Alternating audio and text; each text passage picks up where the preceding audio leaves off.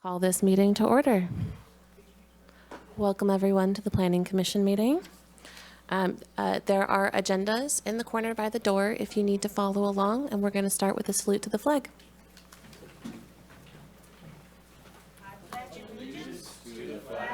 Of the United States of America and to the republic for which it stands, one nation, under God, indivisible, with liberty and justice for all.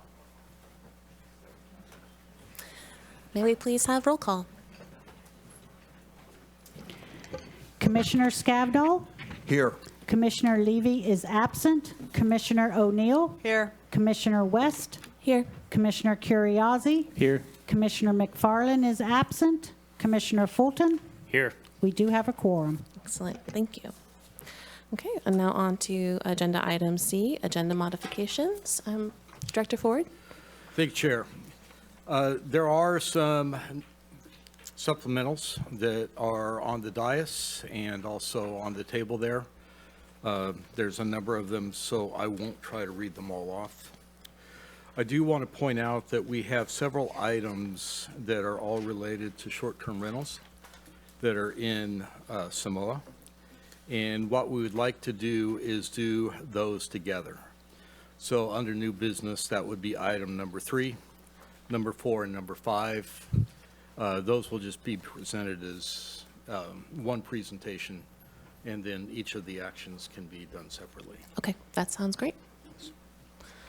Okay, this will bring us to item D, public comment on non-agenda items. So we will first take public comment from those folks in the audience. I see folks lining up already for the podium, which is perfect. And while folks are lining up and making their comment, if we have people who are calling in or participating online, if you could please raise your hand now. There can be a little bit of a lag on the video, and I don't want to miss your opportunity to speak on this item or future items. So if you're calling in, it is *9 to raise your hand, or if you are on Zoom, just hit the raise your hand button. And once we get through in-person comment for this item, item D, then we will go to online. Okay, and with that, everybody is going to have 3 minutes, and there's a timer going, so please go ahead and start. My adopted name was Kent Sawatsky. That's not on. The mic's not on. Not on, okay. Well, how do we turn that on? You can turn it on, Sarah. Need a battery or what? How do I turn it on? I've already been shut off. That didn't take too long. Testing 1, 2, 3. We're good. I'll start over again. Thank you. My adopted name, I was adopted, is Kent Sawatsky. My birth father was Mr. Sutherland, and he went by Red. And I spoke with my sisters, my half-sisters, the first time in my whole life, and a whole bunch of things became clear to me. So I go by Red now, and you can call me Red Sutherland, you can hyphenate my name. But he was a very powerful person in his community. He was a rancher, farmer, environmentalist, loved animals, and he was so powerful in his community because he had the only tractor combine dealership in a very large farming community. In other words, everybody depended upon him. I want to follow in his footsteps, and I am following his footsteps. He loved animals, and especially his dogs. We have that in common. Good to see Todd Fulton here. I think you know a good friend of mine, Erin McClure, and I think you were involved in getting back a horse that was stolen from her a long time ago by DHHS Connie Beck. So I greatly appreciate that. I don't think that was ever prosecuted. But anyway, side topic. Good to see you here.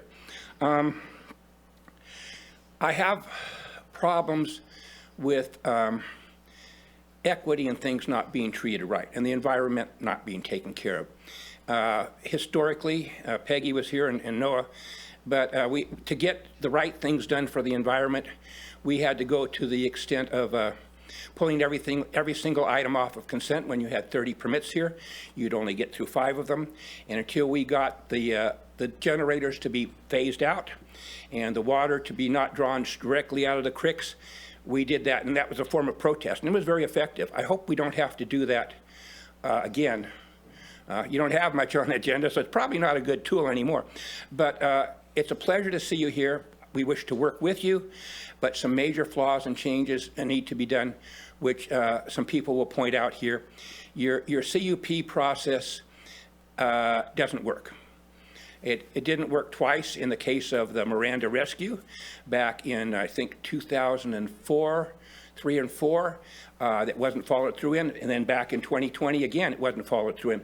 And I'll be pointing out some other extremely troubling examples of where these things, your conditional use permits are not being followed through on or gone after and observed. A little later, we'll talk about the town of Samoa out there, and it's kind of a grievous what's happened out there. So I appreciate your time here, appreciate the opportunity to speak, and I hope you listen to a lot of people who are heartfelt here and have concerns regarding the Shannon Miranda ability for him to come in to compliance with no penalty. I mean, you're sending a message to everybody in Humboldt County, don't bother getting a permit, get a CUP, don't follow it. So you have to enforce these things. There has to be a stick. Carrots and stick are how we all live on. Thank you for my opportunity to speak today.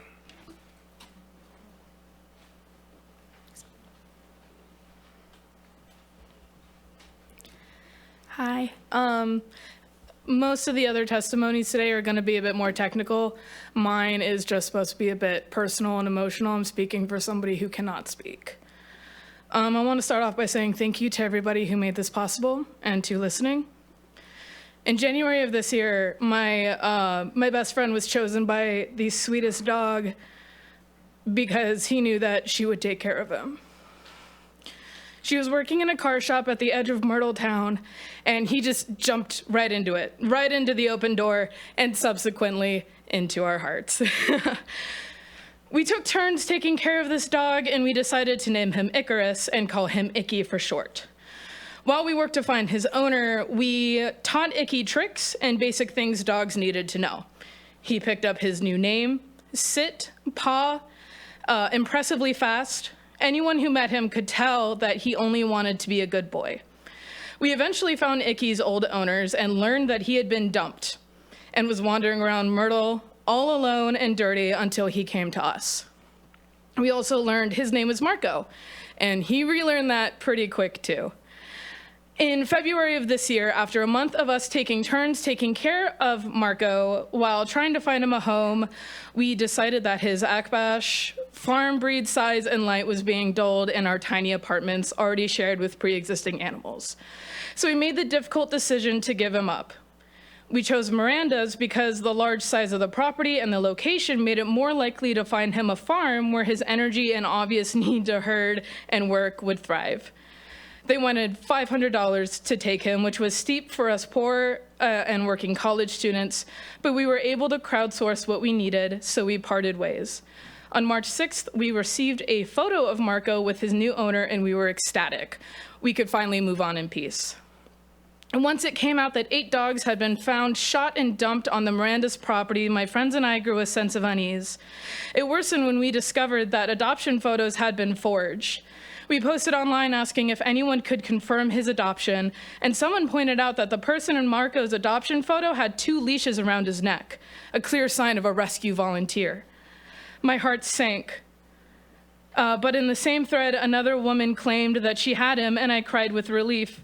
She even posted photos, but once I looked at the photos, we realized that she did not have Marco, but she was the one who had neglected and dumped him before he came to us.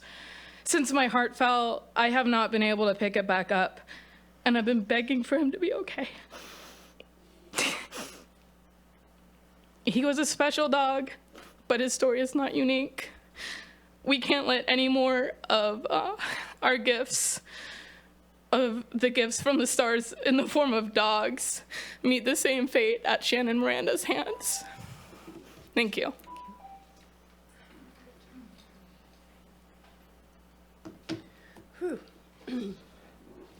Hi, my name, sorry, let me load my thing. My name is Jamara Knight. I'm here today to speak about the special treatment that has been awarded to Shannon Miranda for decades. This is unfair to the members of this community who paid their share, and is another example of how the county swept this under the rug. Numerous complaints were put into the Sheriff's Department regarding Shannon's practices at the rescue. How did no one check his permit status? How was this allowed to continue? I think we all know there is no reasonable explanation This was not an oversight. This was intentional and a way to pat the backs of friends. The local authorities in Shannon are friends and socialize regularly.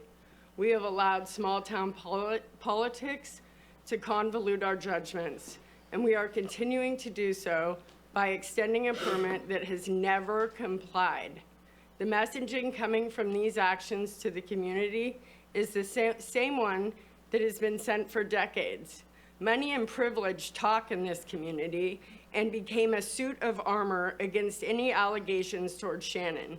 Money is more important than animals. Their lives don't matter. I call on the board to break this vicious cycle our county has perpetrated for decades and start holding everyone accountable. An immediate denial of this permit should be enacted, and the closure of his rescue and the safe transfer of animals is critical in beginning to rebuild trust in our community. As a 30-year resident of this community, I believe in this county. The people here are good and love animals. Let's use this terrible situation to show the world we will provide justice for these animals. Thank you.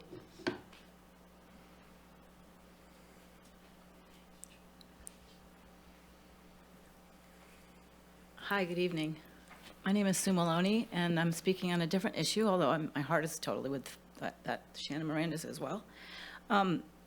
The issue that hopefully is going to be on the agenda at this board is going to be about the Q zone in Lower Redway in 2 weeks, and I'm super excited about that. There's been a lot of false starts and an agenda item that was taken off the agenda right as we were on our way up here to talk in April. And really, I just want to invite you all to come down and to see this super unique, wonderful, beautiful neighborhood. It was originally established as a summer home for Pacific Lumber executives. And so, yeah, I want to invite you down to come see it yourself so that in 2 weeks, you'll have an understanding of why one tree at this point is such a big deal. It's not timberland. It's not like through locked gates and down miles of dirt roads. It's a residential area. And the Q zone ordinance number 2112, which was established prior to 1978, where there's old newspaper articles from the San Francisco Examiner and the Sacramento Bee at the time that reference an ordinance that should have protected the trees when a landowner 50 years ago tried to do the same thing. So many of us are super passionate about redwoods, especially when a law exists to protect them. So I hope that some of you or all of you will please come down and check it out. If you go to Redway, it's just a little bit downhill and then west of town on the way to Shelter Cove. You go down and right before you hit the river, it's on the right. There's a lot that's been, there's been some logging, and unfortunately we've lost trees already.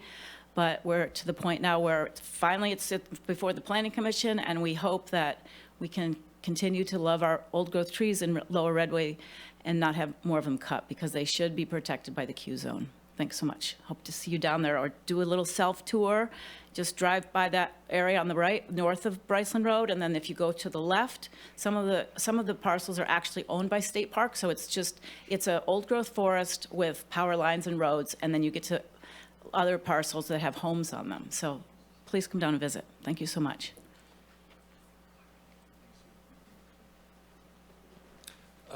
Good evening. My name is Patrick Mulligan. I am also here to talk about the Redway Q zone issue. I just wanted to urge you guys to follow the Q zone process. I believe in the beginning of this whole issue, unfortunately, some irreparable damage was done to the Lower Redway neighborhoods because the Q zone process was not followed.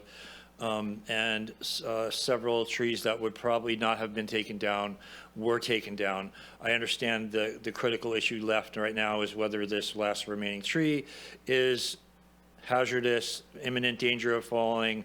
I think that may still be up in the air and may be addressable. The Q zone process asks you to involve other agencies when asking for an emergency permit. So I would ask you guys to kind of take a little extra scrutiny this time before you make your decision, and maybe even wait till, if, you know, We don't think this tree is going to fall this summer, so it doesn't have to be a critical emergency to take it down this summer. You know, because the beginning of this process kind of happened unscrutinized and kind of slipped under the wire, maybe shouldn't have happened. Maybe for the rest of this, it would be nice to get some extra scrutiny on this project, because CAL FIRE is currently doing an internal investigation into how this all happened, because there was maybe some collusion that happened between one of the foresters and the landowner.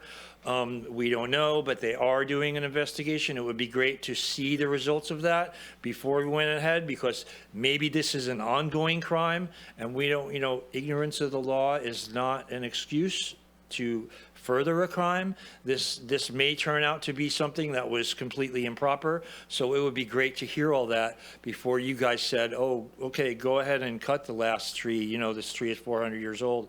We don't know if it's going to fall this summer, so just thank you for your attention to this issue. We are watching it, and I appreciate all Mr. Ford's efforts. Thank you.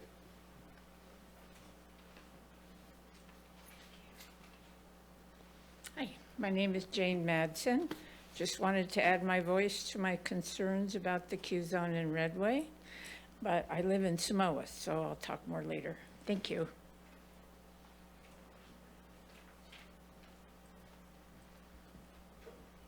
Good evening. Lori Barnwell, Chalk Mountain Ranch, here again regarding the ongoing permit noncompliance at the Bridgeville Quarry operated by Mercer Fraser. Despite repeated letters and public meeting appearances, Mercer Fraser Bridgeville Quarry continues to operate without required permits and in violation of the county's conditional use permit for surface mining. Since August of 25, I have asked the county to review Mercer Fraser's CUP for compliance. In February, I met with Director Ford and staff to discuss Chalk Mountain's concerns. Director Ford asked for 3 weeks to review the matter. At the end of 3 weeks, no response was received, and follow-up emails have been unanswered.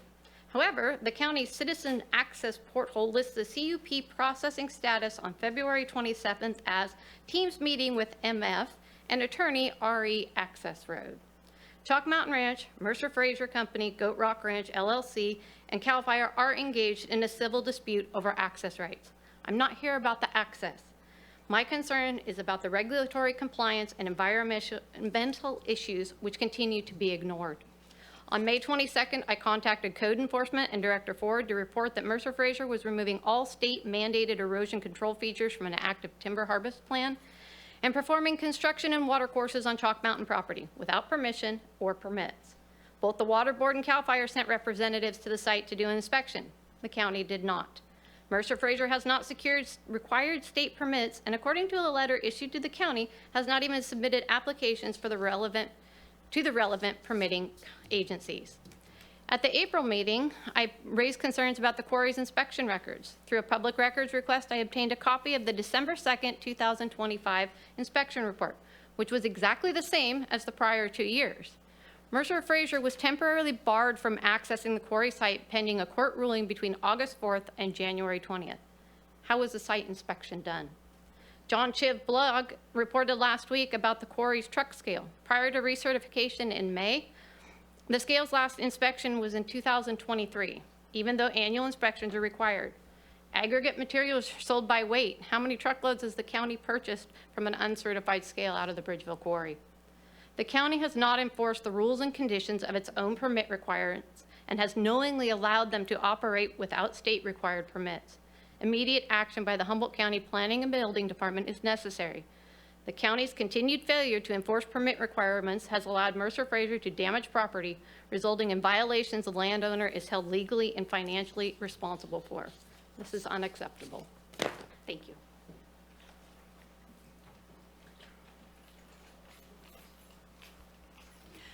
Hello, my name is Jennifer Raymond, and I'm here today because I want to see the conditional use permit that is being extended to Miranda's Rescue revoked. And I went to the county code and I discovered that it can be revoked by the Board of Supervisors. And what I would like to do is get this on the Board of Supervisors' agenda to discuss the many reasons why this permit should be revoked. I'm starting with you because I know that you can refer things to the Board of Supervisors. And if you want more information about this matter, I would ask that you put it on your own agenda.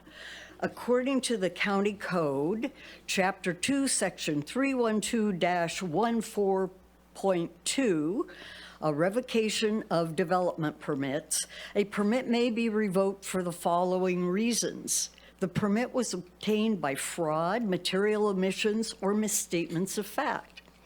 When Mr. Miranda applied for this permit, he stated that there was an existing on-site sewage disposal system which had been approved and inspected by the Department of Environmental Health. No such system exists, and my public record request to the Department of Environmental Health indicates that there was never an application, an inspection, or an approval of an on-site waste treatment system. His on-site waste treatment system consists of standing in front of the kennels with a high-pressured hose and hosing out the kennels. And what this means is that where there are a whole line of kennels right on the property line between his property and mine, I have a dark green slough of dog poo, and it stinks year-round, and I believe it is a significant health hazard. That waste washes right onto my property. Mr. Miranda stated that he would build a 7,200 square foot indoor kennel for dogs. No indoor kennel was ever constructed, although he raised a substantial amount of money to build one. He never did. In his application, he stated that the cats were currently housed in a 3,200 square foot cat condo. No such building exists on the property. There is no building that large on that property. He stated that his operation was a no-kill facility, and having just dug 8 dogs out of the dirt off of his property with bullet holes in their heads, I can tell you this is not a no-kill facility. The second reason a permit can be revoked. I'm sorry. Thank you for listening to me, and I'd like to get on your agenda.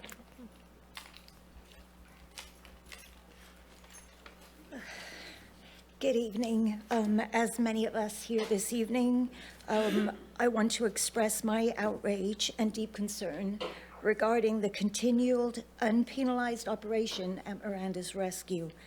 It has recently come to light that this establishment has been operating in direct violation of its conditional use permits for over 20 years. While Shanna Miranda has bypassed the rules that every other local business is expected to follow, yet despite 20 years of documented non-compliance, local regulatory bodies have issued 0 fines, levied no penalties, and allowed operations to continue completely unhindered. This is not a minor administrative oversight.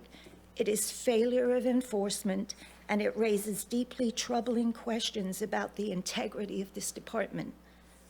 If an average resident or a small business owner violates city code, they are met with swift notices, compounding fines, and threats of closure. Why does this business get a 20-year pass? We can't help but look at this double standard and ask the obvious question: who is protecting Shanna Miranda and his rescue? When a blatant violation is allowed to persist without consequence, it strongly suggests that political and influential friendships are being prioritized over the public interest and the rule of law. We're here tonight to call upon you, our county, and code enforcement agencies to provide immediate transparency. The community deserves to know why this was allowed to happen and who signed off on this hands-off approach. Favoritism should not dictate enforcement. It is time to level the playing field, enforce the permit requirements, and restore your community's trust, because we now are all watching you. Thank you.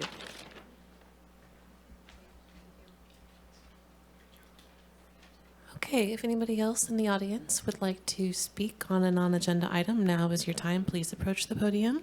And while we're waiting for our last folks in the room to approach the podium, I want to remind anybody who is online or calling in, now is the time to raise your hand. There can be a little bit of a lag in the video, so please raise your hand now so that I can see you when we turn to online and phone comment shortly. If you're calling in, it is *9 to unmute, and please go ahead. Good evening. My name is Stephen Davis, Ferndale, California. I just had throat surgery, so please bear with me. Like you, I served as a planning commissioner for a number of years in the city of Calistoga and the city of Eureka. And I can tell you that in every community, there are situations where wink, wink, nudge, nudge gets passed along. People with money, people with power, people with long histories in a community get special treatment. That's the way it was there. There, it was oftentimes for personal or for financial things, for new resorts coming in, where the Planning Commission was trying to put development restrictions on things and constantly getting overridden. So I can understand the frustration that can be felt. I think in this particular case, when we're talking about Miranda's, it's not just a financial deal for somebody to make more money. We're talking about a community that had trust and reliance on somebody who promised to do good things for the community. People put time and effort into training animals, making them happy dogs, bringing them a place for a forever home, and were betrayed. While that's not the criminal issue we're talking about now, it certainly is a factor in how one might consider looking at the constraints of the use permit. And if they're not being met, why are they not being met? Why are they not being exposed? This is not new information for the county. And I feel very disappointed that this kind of thing behaves. This is not the first case. There have been environmental things, a number of cases where the county looks the other way because of who theirs is. It's disrespectful, it's unfortunate, and I'm appalled. Thank you. Anybody else in the audience who would like to speak on this item? Okay. I'm not seeing anybody else approaching the podium, so we're going to go ahead and move to online and phone comment. As a reminder, please raise your hand if you wish to comment on this item, and I'm going to start moving through folks who have their hands raised and calling on you. *9 to raise your hand. Let's go ahead and start with Arda. You may now speak for 3 minutes if you'd like. Hi, actually my name is Jason Mills. I am one of the applicants for agenda item 3 for the conditional use permits for the 9 short-term rentals located in the tsunami hazard zone. Really quick, I just wanted to come on here and I just wanted to thank all of the city staff who've been the county planning staff who've been just super helpful throughout this process. I'm sorry, I'm going to stop you right there and check in with you. So right now we're doing public comment on non-agendized items, and it sounds like you would like to speak to one of our items that is on our agenda a little bit later. So if that's the case, I would love to have you hold your comment and then we'll come back. It sounds like maybe you are one of the items in our public hearing section. But if you have an item, if you would like to comment on anything that's not on our agenda tonight, now is the time to do that.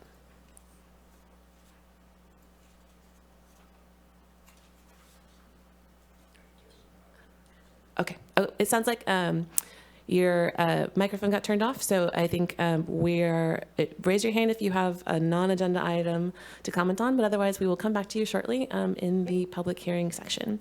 And I'm going to go ahead and move. Can you hear me?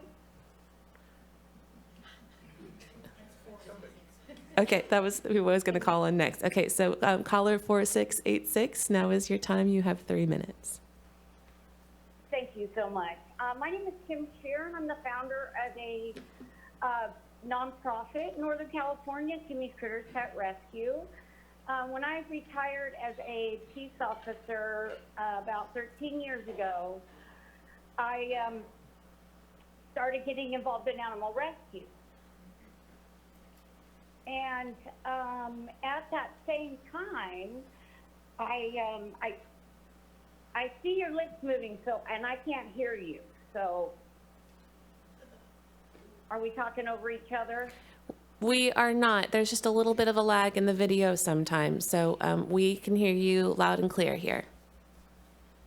Okay, so just going backwards. So when I got involved in rescue, I was networking animals for all of Northern California shelters, the hard to place animals, the rescue listed animals.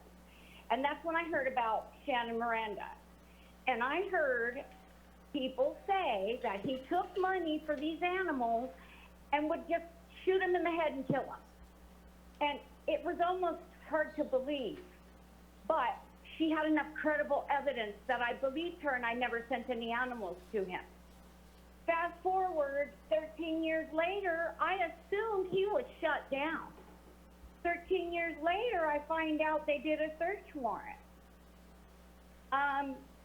Just last year, I think pursuant to the search warrant, he admitted to taking in 600 dogs from area shelters. Now, he says he doesn't do anything illegal. However, he euthanizes them. He shoots them in the head to euthanize them, except for that's called murder because they're young, healthy, behaviorally fit animals that he's shooting. We're talking a 3-month-old puppy, 2 of them. So the criminal aspect of it may not be shooting the animals in the head, since it seems to be accepted. But what about the, I don't know, the $1 million he took in surrender fees, grants, and contracts with county shelters? I think last year was over 500,000. And yeah, so these rescues are paying good money to have him train and take care of them. He's starving them. He's torturing them. He's beating them. And then he shoots them. And then he sends these fake pictures out, adoption pictures, which are clearly not adoption pictures. We're talking last year he took in 600 dogs, is what he reported. I'm sorry, I'm going to have to stop you right there. We only allow public comment for 3 minutes for each person, unfortunately. So thank you for your comment, and I'm going to check and see if there is anybody else who has their hand raised online or on the phone. Okay, I see Lee or Leigh Barney. You have 3 minutes if you would like. Thank you. Can you hear me okay? Yes. Okay. So I live down in the Central Valley, and I'm not part of a big rescue. I'm an individual with a big heart that has a tendency of saving an abandoned dog or dumped dog. I invest in the spade and neutering and the vaccinations and the training. Sometimes I board them to make sure that they're adoptable. I have spoken to Miranda once about a little pit bull named Leah, actually. And we had a conversation. I was told that, it's a adoption sanctuary. So if they don't get adopted, they have life to live there. He also told me that he wanted $500 cash for her to take care of her. So on and so forth. I explained that she was chipped and all of her shots and all that kind of stuff. So me being a one person, I don't know, I didn't feel comfortable, so I made other arrangements. But I guess my feelings are is I don't understand why he's not on your guys' agenda. Why does he still have access to evidence, more evidence that could be reported on? Why is he giving other people a hard time to come get the dogs that they actually brought to him and paid for? I just don't understand where the favoritism's coming through. Not everybody's part of a big rescue. There's a lot of us that are just hardworking people with a big heart trying to save an animal, and we trust in these rescues. And for this to happen, it's just really devastating. So like I said, I'd like to know When is it important enough to be on your guys' agenda so that we can actually have a conversation with all of you on what's being done about the whole situation? That's it. Thank you. I'm not seeing any other hands raised. Please raise your hand now, or we will move on from this item to our next item, item E.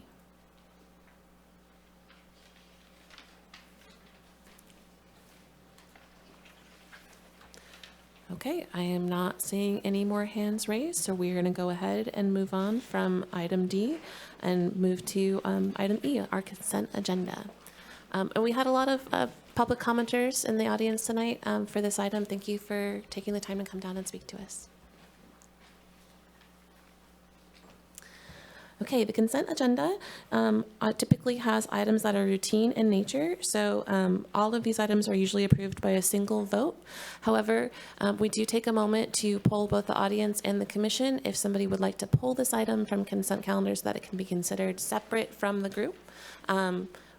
I will name off all of the items in the consent calendar. If you would like the item pulled for consideration separate from the group, please raise your hand.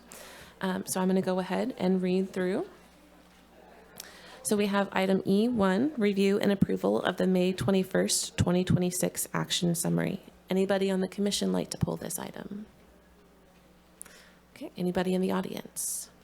Not seeing anybody. We're going to go to item E2, Dennis Grandy zone reclassification. Anybody on the commission like to pull this item? Anybody on the audience? And as a reminder, if you're online and you would like this item pulled, you can go ahead and raise your hand as well. *9 if you are calling in. Okay, I'm not seeing anybody for item 2. And item 3 is the Cooks Valley Special Events 2023 to 2027. Anybody on the commission like to pull this item? I see that we have this item pulled. Okay, and so we have a commissioner that's pulled the item, so there's no need to pull the audience on this one. This will be considered separately under item F. With that, do we have anybody who would like to make a motion? Make a motion to approve items 1 and 2 on the consent agenda. I would second that. Okay, let's go ahead and have a voice vote. All those in favor, please say aye. Aye. Any opposed? Any abstaining? Okay. So that brings us to the next item on our agenda, item F, which is items pulled from consent. Commissioner Curiozzi, you pulled item E3. Would you like a staff report for this? I think, well, I would like to discuss the water testing, the water quality testing piece of it. So that might take some time. We could do it now, or we could push it to the end. Either way is fine. Public would like a staff report on that one, please. We weren't given the opportunity to pull, but we would like a full staff report. Fair enough. Thank you. Excuse me. I missed I missed the notion that you, for the Dennis Grandy zone classification. I didn't realize that was what it was. Am I still able to say anything or no? I apologize. If she wants to talk, I think you should let her talk. Yeah, I'm so sorry. Yeah, please. I've never done this before. I didn't realize that that's what it was. No, please approach the podium, Okay, and you'll have 3 minutes to make a comment. Thank you. Yeah. I'm sorry about that. Really quick point of order. Do we need to amend our, not resolution? I think you want to wait and see what she has to say before you make any decisions. Okay, thanks. Okay, I apologize. And can you just in the microphone clarify which item you'd like to speak on? It's for the Arcata Forest special permit. It's under item E2. E2, okay, sorry, I'm sorry about No, that. please. Okay, so this is for a special permit for 132 Pepperwood Lane for a rental, short-term rental property. No, that's that's a public hearing item. I'm sorry, I don't know, yeah, okay. Oh, okay, I'm sorry, I heard you. Is She that- said E2, that's F2, I believe that you're We're on talking about. F2, okay. So what we will do is when, so you are here to comment on item G2, the Arcata Forest special permit for short-term rental. Yeah. Correct? Okay, so you did not miss your opportunity. didn't. Okay, I'm sorry. It's okay. Okay. No, this is oftentimes people's first time coming to this Thank you. kind of thing. Thank you for being understanding. So we will get to that shortly, Okay, and you'll have an opportunity to comment. Chair, since you've kind of stopped, well, that's for a different item. I'm sorry. Go ahead. Okay. So it sounds like we are going to be now looking at item E3, and I heard a request from the audience for a staff report. So I think staff will be pulling up that report for us shortly. While they are doing that, does anybody have any ex parte for this item?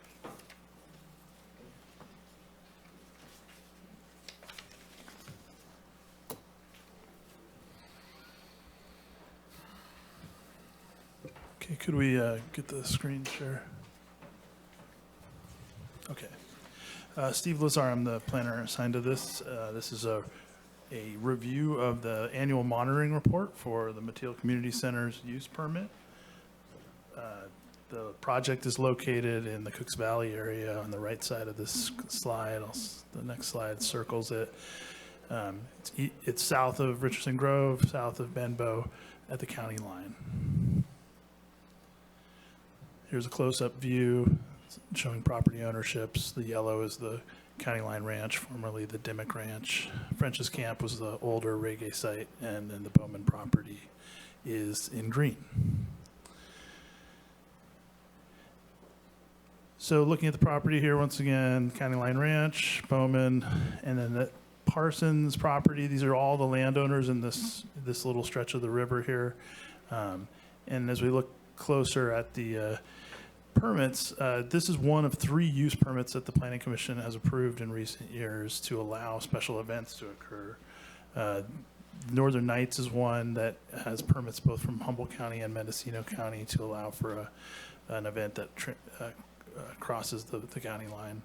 The 501c3 group received a permit a little over a year ago, and they're going to be holding their first event in the next few weeks. And then the Reggae on the River event and Summer Arts and Music are the events that the Mateel has held from the site in recent years. Although for the last 2 years, Reggae on the River has been the only site or the only event that's occurred on the property that's been operated by the Mateel. Looking at the permit, it allows for several events to occur, but for the purposes of discussion tonight, it's only the 3-day event that we'll be discussing in the monitoring report. So the Mateel held a 3-day event. They had camping in around 2,500. That's an estimate based on what the information they provided. Attendance was below the threshold of the permit, which is 5,000. The permit allows a larger attendance if they use the neighboring Bowman property, but that requires approval from the County of Mendocino, which has not yet occurred. And then also 2,500 vehicles, and they gave estimates based on parking passes that were sold of 1,786 cars. So all fall within the thresholds of the permit. And then compared to last year, you can kind of see some increases in the number of camping and also in the number of tickets sold. So looking at the site, this is from the year before, not last year, but I can say from visiting the site last year during it largely comports to this aerial photo. And when we compare the photo here to the event map, we can see that, all of the permit activities are confined to the Humboldt County side of the line, with the exception of some parking in the area on the south end. And then this is just kind of juxtaposing the event map from last year with the current satellite image. So these are photographs I took during my site visit. This is the river stage. This is looking kind of southwest from the river bar. Then we have a photograph looking from the other side of the river at the river stage. There's 2 different stage locations. You'll note that the stage is focusing the music amplification away from Richardson Grove. That's one of the permit conditions, so they took good pains to make sure that it focused to the southeast. And then here's a view looking towards the main stage that's a little more interior to the property. One of the things that came up during the last annual monitoring report last year was concerns about water quality sampling. That's a permit condition. And we worked with the applicant, and they worked directly with environmental health on improving their protocols when it came to water quality testing. In particular, there's 2 locations where they sample from each year, upstream and downstream from the event. And looking at last year's recommendations from a memo that environmental health, they noted deficiencies in some of the protocols they observed. They wanted a sampling plan to be reviewed and approved ahead of the last year's event, which was accomplished, and then it was implemented. And they also wanted to have an inspection for harmful algal blooms as a kind of new improvement on the baseline protocols ahead of, for swimmer safety is kind of the main concern. So these are water quality test results. These were included in the materials that were attached to the staff report. I've just kind of cleaned them up a little bit to make it easier to see here. There are state and federal guidelines for thresholds for public health when it comes to total coliform and E. coli. Those are the 2 constituents that are tested for in the water quality sampling. You can see kind of the results upstream and downstream during each day of the event per the condition of approval, and they all fall below the thresholds that are allowed or recognized as safe. And then comparing to last year, you can kind of see there wasn't an issue with the water quality testing at the lab on the last day of the event on Sunday. The technician screwed up, and so they didn't have upstream an upstream sample result because of that, but that was not the applicant's fault. And last year, another issue that was identified was that the tests were being run out of the time period, the 24 hours, or the ideal time period for doing it after sampling, partly because the lab wasn't open. And so you can see kind of the form from last year where they made note at the lab that this was outside of the hold time. And this year, they were able to work out an agreement with a different laboratory, or maybe the same one with a different name, but they were able to get testing during the weekend, which gives greater confidence in the results. And then one of the other issues last year that was brought up at the hearing was the use of a Caltrans right-of-way that also duals as an easement to a neighboring property owner as an emergency access. We met with Caltrans to find out about the right-of-way. They're very clear that they did not want to see the right-of-way used. That's in pink on this slide here. And we also met with the Mateel, Northern Knights, and the emergency personnel to talk about kind of whether or not that was truly a necessary secondary access. And it was determined it was not. And in fact, this is just kind of showing you what we're talking about when we say that that's the Caltrans right-of-way, not an easement by the neighboring landowner is, the property that's kind of in between the yellow on the north end across the right-of-way from the Cooks Valley property. And so basically they have a special easement they've been given to use the highway right-of-way as their driveway, but that does not extend to other parties. So I think the clear thing is when you look at the kind of circulation routes throughout the event premises, the white is sort of the more interior ones. The red would be the alternates kind of secondary access that exists and is kept open during events. And staff, we verified that and met with fire personnel both during Northern Nights and Reggae on the River to confirm that they were happy with that arrangement. So we think that issue is really not one that the commission needs to further struggle with. They have an appropriate emergency access plan that provides secondary access through alternate routes, and consequently, that's how we approach that. These are just some photographs from last week. We did a site visit, kind of showing the conditions ahead of the current event season, noting that with an event coming for the 501c3 organization, keeping the vegetation down is one of the key elements for fire safety. They seem to be doing that. And then also what we noted during our site visit, recent site visits, they continue to improve on the water storage infrastructure and have added more and more tank storage per the conditions of approval of the 501c3 permit, which required that they improve the amount of storage. So they've also improved the pump house, and you'll see there's some, I think, if it catches up. We just noted that there's a number of different tanks that have been added. It seems to be lagging.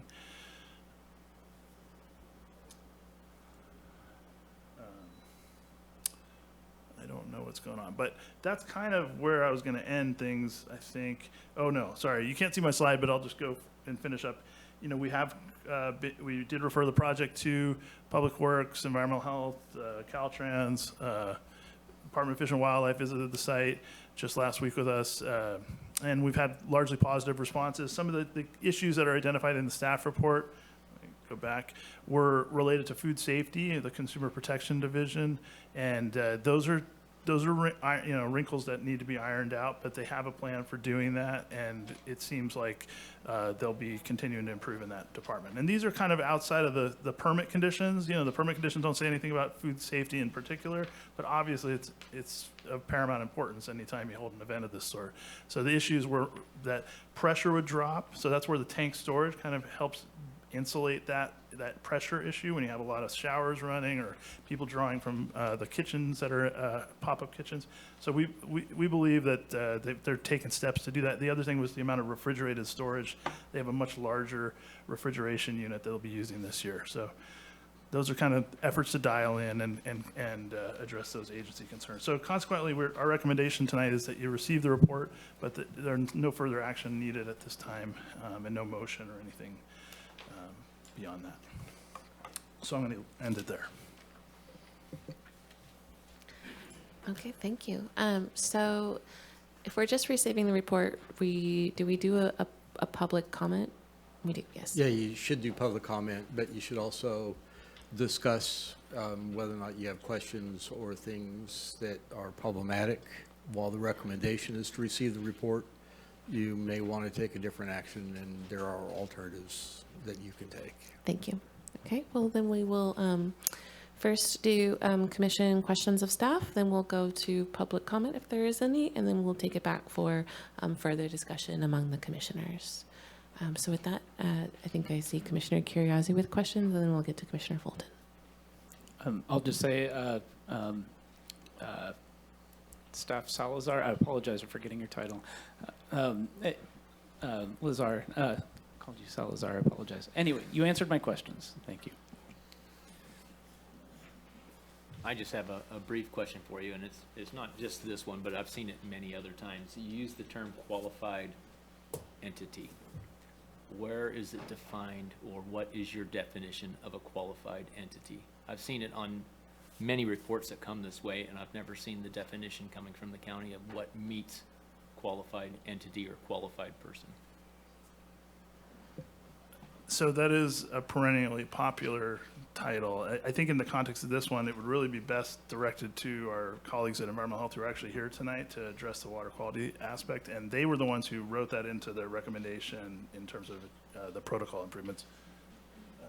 If I could, just to make it simple, rather than specifically identify every single professional that would be involved and what licenses may or may not be involved. Some specialties require a license, some a certification. And so, you know, to be qualified to do what they're being asked to do, they have to carry the qualifications to do that.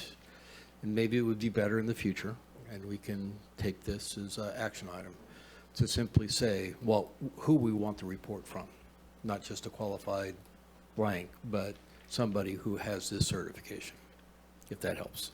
Yeah, it was just a question of what meets the standards of qualified entity on almost all of our summaries that we get is my big question. I mean, because I guess I could say that I'm qualified. If not knowing, we could be told that you're qualified. And then looking at the staff report just a little bit ago, apparently somebody dropped the ball on the water testing about not knowing that the lab was open and getting samples and stuff like that. So that was my question. Thank you. Okay. Seeing no further commissioner questions, we're going to go ahead to the audience. Traditionally, we invite the applicant up to speak first if they would like to, and they have an opportunity at the end to respond to public comment if they would like to as well. So I just want to note that. But if the applicant would not like to speak, then we'll go ahead and open it up to the public. If we're going to open up to the room first, if you would like to speak on this item, please approach the podium and line up at the podium so that I know how many folks are going to speak. And if you are online, watching via Zoom or calling in, please raise your hand now so that we can get to you shortly.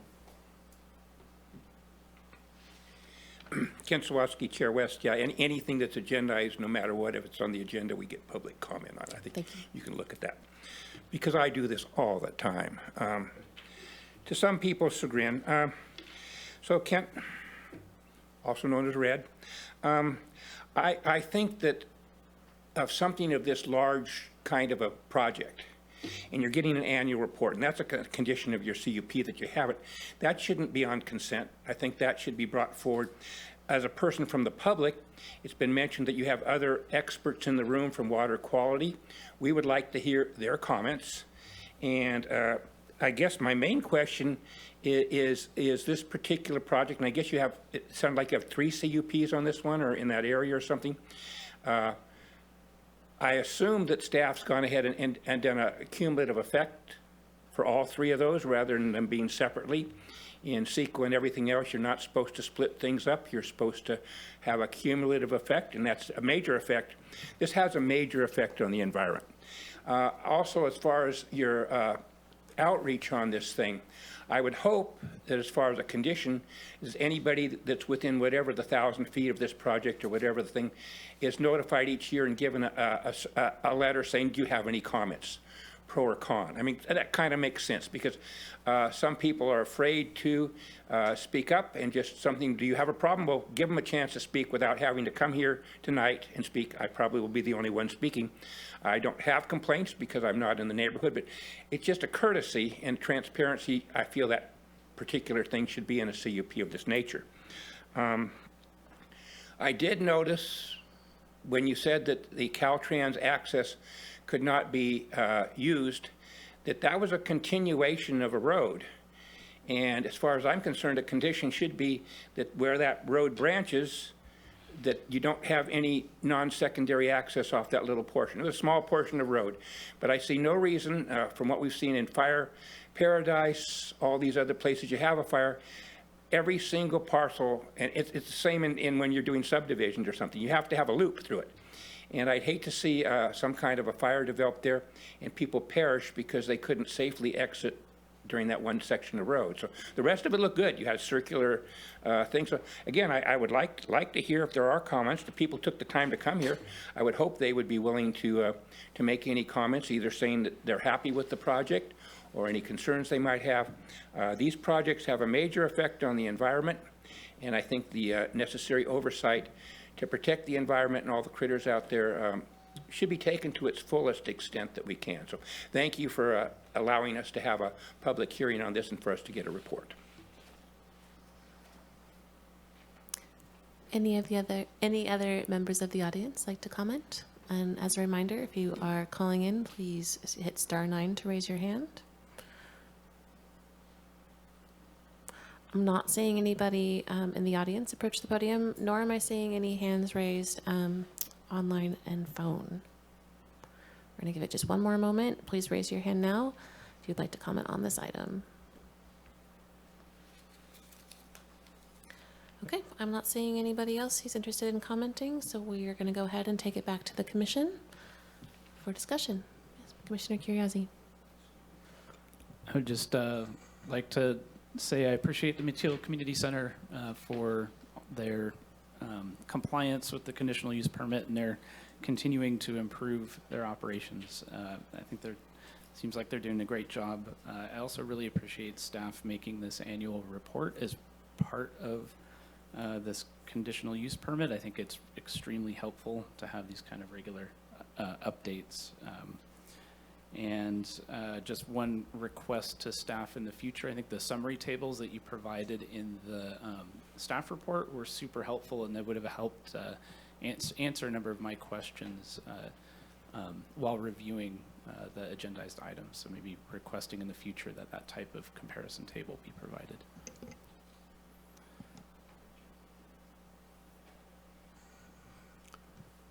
I'll just make a couple comments on this. I do believe that when this first came to us for approval, we brought all of these permits came together and were evaluated together. Also, this is not the first time we've had this annual report. We've had it in the past, and we've had more commenters in the past, which have led to some of the improvements that were, and changes that were noted tonight, the emergency access, the water supply, and the more rigorous environmental testing on water quality, which came up last year. So I will presume that that this year's event was more satisfactory to some of the neighboring properties, as they're not here this evening, but I can't assume that's the case, but it appears to be. And I think the Mateel does an excellent job on submitting this annual report. I appreciate that. So, unless there's any other comments, I make a motion that we accept the report. I'll second. Will you please have a roll call vote?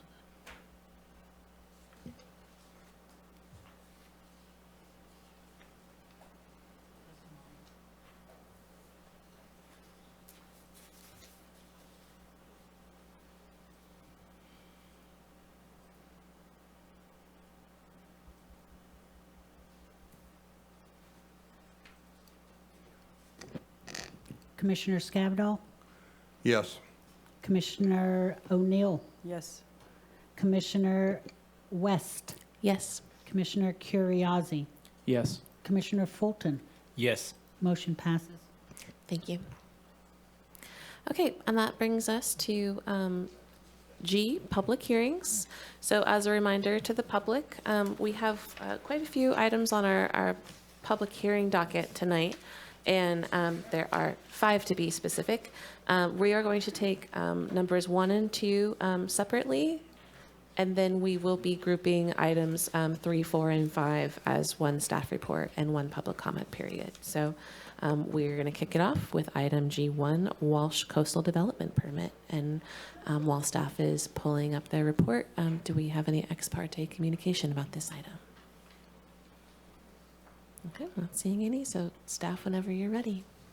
Oh, it looks like you might have a public comment.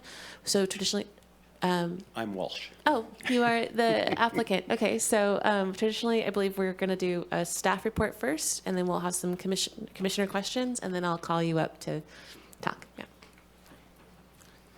Good evening, Commissioners. Michael Kine with Humboldt County Planning. I'll be doing the presentation for the Coastal Development Permit for Tim Walsh. This project is at 2027 Irving Drive in Eureka. So this property is in the Humboldt Hill area. It is due east of Fields Landing. Here is a site plan of the project location. I do want to note that the property to the northwest, which is the upper left-hand side, is also owned by the same property owner. This is a slide of the project itself. You can see that is a 2-story property.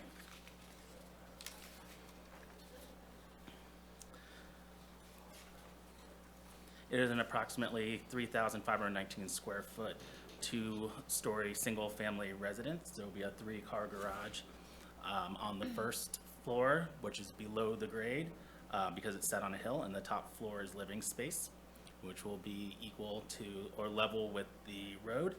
The property is accessed via Irving Drive, and the parcel is located at the end of the road, which is on a cul-de-sac, and the road is county maintained. The project was referred to the Northwest Information Center and the Bear River Band of Ronerville Rancheria and the Riot Tribe. The Bear River Band responded and requested that due to the sensitivity of the parcel, that a tribal or archaeological monitor be present during groundbreaking of the project, and that has been a condition set forth.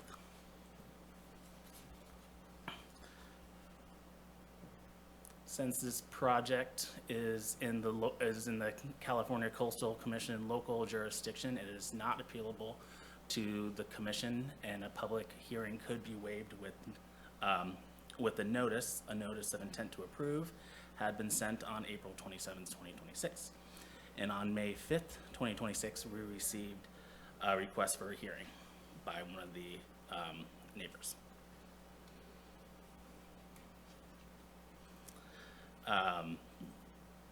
The staff recommends that based on county code, that the planning commission make all required findings for the approval of this project and adopt a resolution approving PLN 19417 CDP, subject to the recommended conditions of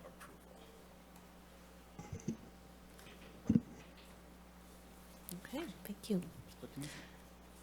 Do we have any questions from commissioners?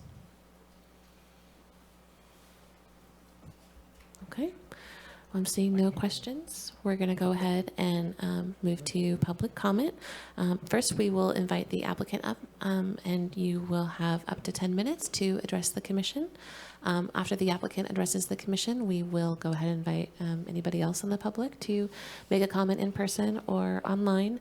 And then at the end of that public comment, we may call you back up if you have some responses to public comments or if we have questions for you. Sure, no problem. It's pretty straightforward. Just want to put up a house on the property we've owned for many years, and I'm currently storing my tractor outdoors there, and I just want to put up a house. There are steps going to be from the garage up, but we currently live down the street. We have lots of steps going up into our house. We're of an age where it's getting to be pretty old, so it'd be nice to be able to enter street level, which we plan to do. There are no other structures on the property that we're going to modify, and the home comes as a kit. It'll be put up in about a week or less once the foundation is put in, but it's built into the hillside, and I think that the person who was concerned in the neighborhood had the wrong piece of property in the first place, and they were under the impression it was going to be 3 stories. It's 1 story at street level, so that's my comment. Just one quick question. It's a fairly large parcel. It's like 6 acres or something. 8. From 8 acres. Yeah. But your development is only maybe a quarter or half acre? If that. It's just the Right at the cul-de-sac, footprint right? right at the end of Irving Drive. Mhm. Yeah. So the rest of the property is going to remain undeveloped? Way down the hill, undeveloped, right. Thank you. Okay. Thank you. I will check in with you at the end of public comment. Okay. Would anybody like to address the commission on this item at this time? If you would, please approach the podium. If there are multiple folks who'd like to comment, just please line up behind the podium. And if you are online or on the phone, now is the time to raise your hand for this item. Just as a reminder, this is item G1, Walsh Coastal Development Permit. If you're coming in a little late, raise your hand now, *9 if you are calling in, and you will have 3 minutes to address the commission. He answered some of my questions. I'm a neighbor that lives in that area, and I wondered how soon they were going to start the project and how long it would take. My other concern is it's a big house. There are no houses that size in that neighborhood. I don't know if that's going to look out of place or that's just my feeling on it, but he said it's going to go up pretty quickly. So that was what I was wondering, what the time frame was. So that's all I had to say. Thank you. Thank you. Anybody else in the audience? And as a reminder, please raise your hand if you're online or calling in. Okay, I'm not seeing anybody else here in the audience, nor am I seeing any hands raised online and calling in. So I think we will go ahead and bring it back to the commission for discussion.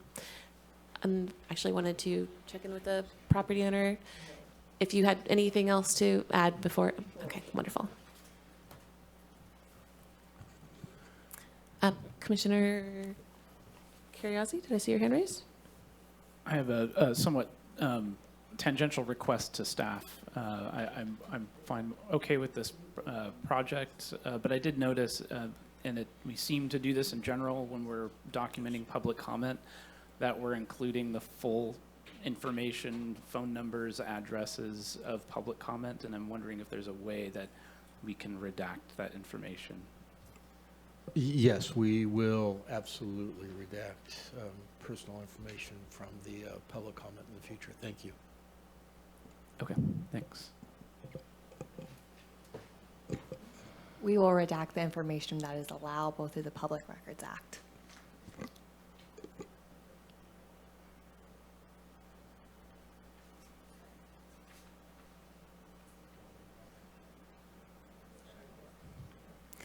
While they're working that out. Yeah, go ahead. I just, through the chair to staff, the building square footage, I think it was 3, is that both floor plates? That was both, yes. The garage and the Correct. upper floor Yes. are the total, so it's Total. about a 1,500 square foot upper Yes. floor. 40 by 40.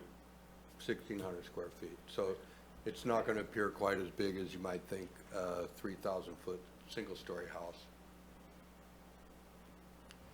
And the upper floor is going to be at street level. Correct. So you drive down, around, and into a lower garage, as I understand it. Okay. Thank you.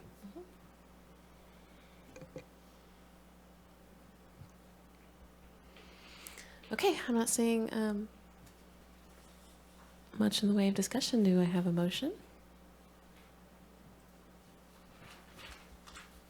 I'll do it. Okay. Let me find my place. So adopt the resolution, attachment 1, which does the following: finds the proposed project complies with the general plan and the zoning ordinance, and finds that the project's exempt from further environmental review pursuant to the project is categorically exempt from environmental review per section 15303, new construction or conversion of small structures of CEQA guidelines, and that there is no substantial evidence that the project will have a significant effect on the environment, and approves the Walsh Coast Development Use Permit subject to the conditions of approval in attachment 1A. Okay, I have a motion from Commissioner O'Neill. I will second. And a second from Commissioner Fulton. When you have a moment, may we please have a roll call vote? Commissioner Fulton, Yes. Commissioner Curriasi, Yes. Commissioner West, Yes. Commissioner O'Neill, Yes. Commissioner Scavdall. Yes. Motion passes. Thank you. Okay, and that brings us to item G2, the Arcata Forest Special Permit for Short-Term Rental.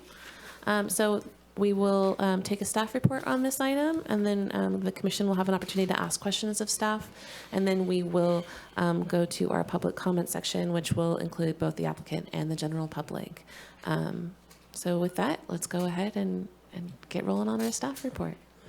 Good evening again. Michael Kine with Humboldt County Planning. I will be doing the presentation for the special permit for short-term rental for Arcata Forest. This property is at 132 Pepperwood Lane in Arcata. It's PLN 2026 19503. The location map, you can see that it is in just outside of the Arcata area.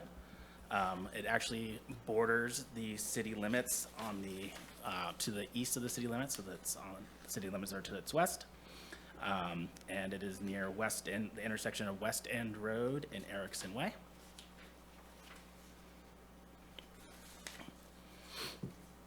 General plan, it is residential estates, 2.5 to 5 acres. It's part of the Arcata Community Plan, and it is zoned agricultural general. The current STR ordinance allows parcels and resource zones, in this case, agricultural general, between 2.5 acres and 10 acres in size to seek an exemption with a special permit. In this instance, while the property is zoned for agricultural use, it is not located in an area that is utilized for agricultural production. The property and surrounding area is heavily forested, and the property itself is immediately adjacent to Arcata city limits. There should be no expected adverse impacts to the community or to public health and safety under the Good Neighbor Guide.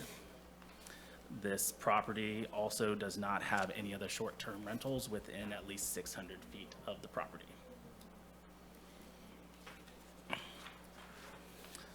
A notice of intent to improve was sent on April 27th, 2026, and a request for hearing was received on May 5th. The current concerns centered around past noise complaints of the short-term rental and the number of guests they had in the recent months. As of today, we received 3 more comments. Those concerns mentioned had to do with vehicle access, road maintenance issues, since it is a private lane, excessive speeds, and the possibility of attracting bears and wild animals due to potential garbage or waste not being removed correctly.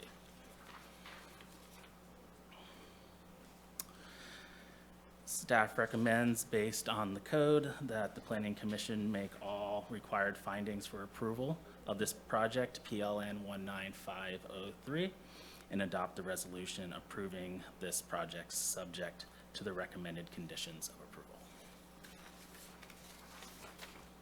Thank you. Okay, commissioners, do you have any questions about this item for staff this time? I'm not seeing any. Okay, we'll go ahead and move to the public comment portion. If the applicant is available, we will have them speak first. They'll have up to 10 minutes, and then we'll move to general public comment. So if you were in the room, I'll call on you first after this. And then, but if you are online or calling in, please raise your hand now. As a reminder, there can be a little bit of a lag with the video, so raise your hand now so that I can be sure to see you when it is time to go to public comment for you. With that. Hi there, I'm Amy Gonzalez. I'm the applicant for this particular permit, and I am the owner-operator of a local vacation rental management company called Humboldt Retreats. We manage about 70 vacation rentals in the local area, and I have been the one since the beginning of this particular property to be responsible for the management. I just wanted to come up here and talk about a couple of things. We feel that we have provided responsible management and oversight of this property since the beginning of Sorry, I'm a little nervous. I am very hands-on, actually. I deal with a lot of the guest communication, and I deal with the neighbors if they ever have issues. I am the one usually that they call, that they text, and I am, readily available and have responded to like one of the things you guys mentioned, the trash. For instance, it was originally with Recology. I had a neighbor complain that a bear had gotten into it, and we took care of that. My husband does the dump runs now every week, at least 2 or 3 times. We have a lot of trash, and it's always locked and inside the garage. We are constantly available and willing to work with anybody who has complaints, including the one neighbor that I believe is here, that has corresponded with me regularly, not regularly, but numerous times regarding noise complaints, which I have correspondence copies of, texts, emails, all of that good stuff, where she's indicated that, there was some stress on her end regarding the noise from parties at not an actual party, but like people that were there at the unit, where I immediately was responding to the guests, letting them know, hey, we're totally uncomfortable with this, you need to shut it down, and they did. And the neighbor in text and in correspondence suggested that, yes, it had quieted down, I had done my job. I respect the neighbors, and I want to make sure that we are working together at all times to make sure everybody's happy and we're in compliance. And like I said, even up until, I think it was a week ago, I had one text where she had asked me to, just please ask the guests to tone it down a bit. And I did, and it was, assuming everything seemed copacetic between us since then. So I'm here just to say that I'm here I'm so sorry. I'm so nervous. Oh my gosh. I want to work with everybody. I have put disclaimers in the check-in instructions, in the listing. I have done everything I can to make sure that we are, abiding by the noise compliance and the Good Neighbor Guide, and making sure that if there's ever been a complaint past the 10 p.m. noise compliance rules, that I have handled it. And I believe that's been 3 different times I've had correspondence about that. So regarding the trash, and the the paved road situation, the owner pays, I actually pay it and expense him for it on a regular basis for road maintenance. And I have only had one neighbor suggest that she would want us to step it up and pay more because she believes the road is being impacted more by our guests for, regular road maintenance, which we have said we would comply with. So I'm just here to state that we are doing everything we can, and we feel that we are responsibly managing this unit. And I'm totally willing to continue to work and stay in correspondence with anybody who might, take issue with anything that's going on there. Other than that, it has been a great success. Many families from out of the area have come and utilized it as a gathering place. It does have 4 bedrooms, 2.5 baths, so most of our guests are larger groups. That being said, as you could have seen in the map that was provided earlier, it's a large property on over 2 acres, and it's backed into the redwood forest. So there's plenty of room to, we ask guests, like for instance, at the 10 p.m. deadline for noise, we say go inside, or I've told the neighbor before that we're willing to move the outdoor patio area even if it's bothering them from their side of the fence. Everything has been documented, and I have tried my very best. And we, like I said, want to reiterate that we are willing to work with and make sure that everybody is as happy as can possibly be in this scenario. And that I understand as a citizen myself of Humboldt County and somebody who owns vacation rentals, but also is, a resident in a neighborhood where there is a vacation rental, that, there are annoyances at points, or not knowing who your neighbor is, unsettling for some. However, I want to say that I am not a corporate entity. I am a local operator, and I intend to continue to ensure that I am working with my fellow neighbors to make sure that it's, that we're all doing the best we can to make sure everybody's happy, and that the guests understand there are rules, that need to be complied with. So I think that's pretty much it. Other than that, we have been in compliance, paying our transient occupancy tax. We have done everything that we are aware of that we should be doing as far as continuing operation, and that was part of the reason we applied for the conditional use permit. We feel that we should continue to be able to run, and that I'll be here to answer to anybody who doesn't agree. I have a question. Thank you. Is that Yeah, that's it. Okay, I didn't want to interrupt you. no Go worries. ahead. So is there a road association, and are you a member? Is that what you're saying when you're contributing to the road? I am not a member of the association. It's the owner himself. Since I'm the management company, the owner himself, Emmanuel Vayner, is the one who is the member of the road association, I believe. Pays their dues? Yes, is what you're yes. saying? But I pay. The neighbors ask me to pay this particular person who comes and services the road, and I pay it, and I have receipts of payment to that person, so. And on average, how many days, nights a year do you rent this facility? Well, I would consider the high season from May through September or October on a good year. I would say we're between 75 and 85% occupied. The months of July and June, oftentimes higher, like 90% probably occupied. And then the shoulder season or lower season months, which can extend anywhere from October to March, April, it's usually between 50 and 60%, I'd say, occupancy, sometimes lower. We are interested in midterm rentals for work crews in the lower season, and we have pursued that option. We don't necessarily want to always run it as a short-term rental. We like to have that option. But we have, we are definitely interested in it not always operating on a regular basis as a short-term, and having less impact on the neighborhood in that regard. So it would be up to the road association if they wanted to change their rules, that if there's a commercial operation, they would have to increase their fees for the road maintenance because of an increased usage? Is that true? I actually don't know if, I'm sure the neighbor that is here would know better about the road association in particular, if it's an actual road association or just a neighborhood coalition. I can't say for sure. I just know I pay the bill.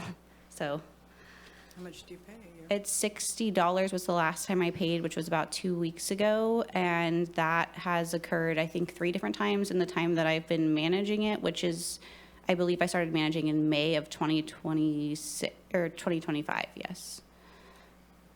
That's all. Yeah. We'll check in with you at the end of public comment. Thank you. Okay, and now is the opportunity for any other members of the public to come ahead and address us. Hi, it's my turn now. Thank you for your patience. So my house has the unique experience with 132 that our parcels might be 2.5 to 5 acres, but our houses are literally a stone's throw away from each other. So the acreage backs up on the opposite sides. We share the same exact driveway. So our house literally goes directly uphill from this house. On a nightly basis, I can see upwards to 5 to 10 cars per visit sometimes for this rental. I experience people playing beer pong, staying up all hours of the night. I do text Amy, trust me, I do, and I really appreciate her help, but it's continuous. No one is following the guidelines of the Good Neighbor book. No one is. Like, everyone is up all night. Like, I got home from work at 10:30 last night, and people are hanging out in the hot tub that backs directly up to my home. I have 2 little girls that need to wake up for school that have their bedrooms that face this patio. I can't even open their window at night because of the noise. My husband and I bought this house because it's beautiful, it's set back. We really put everything we had into it, thinking that this was just gonna be our beautiful, serene spot. And now this is what we're dealing with on a regular basis. It's a large house. It's rented for upwards to $700 a night. So with that being said, that's really not that common for a single family to rent this house. I know my family can't afford $700 a night for sure. So typically this house is bringing in large groups of people. When large groups of people want to rent a house, they're usually hanging out and having a really good time. And I get that. I want to have a good time too, but this isn't like the neighborhood for that. Like, there's somebody directly next door to them. I mean, to us, it's just been causing a complete nuisance. My fellow neighbors have complained multiple times about the traffic in and out, how fast they speed. The road maintenance is truly only that they have put forward is cutting the lawn on the side. It is not for the road itself. My husband goes and gets loads of gravel on his own with his trailer to fill potholes because they are that significant. With the amount of traffic coming into our neighborhood, a small private road with 6 driveways on it has been significant. I mean, I don't know what else to say, but it's been a nuisance. Amy has been very responsive. The owner of the house, on the other hand, has not. We just want to enjoy our home that we've established in the serenity of this neighborhood with my kids. That's about it. Thank you.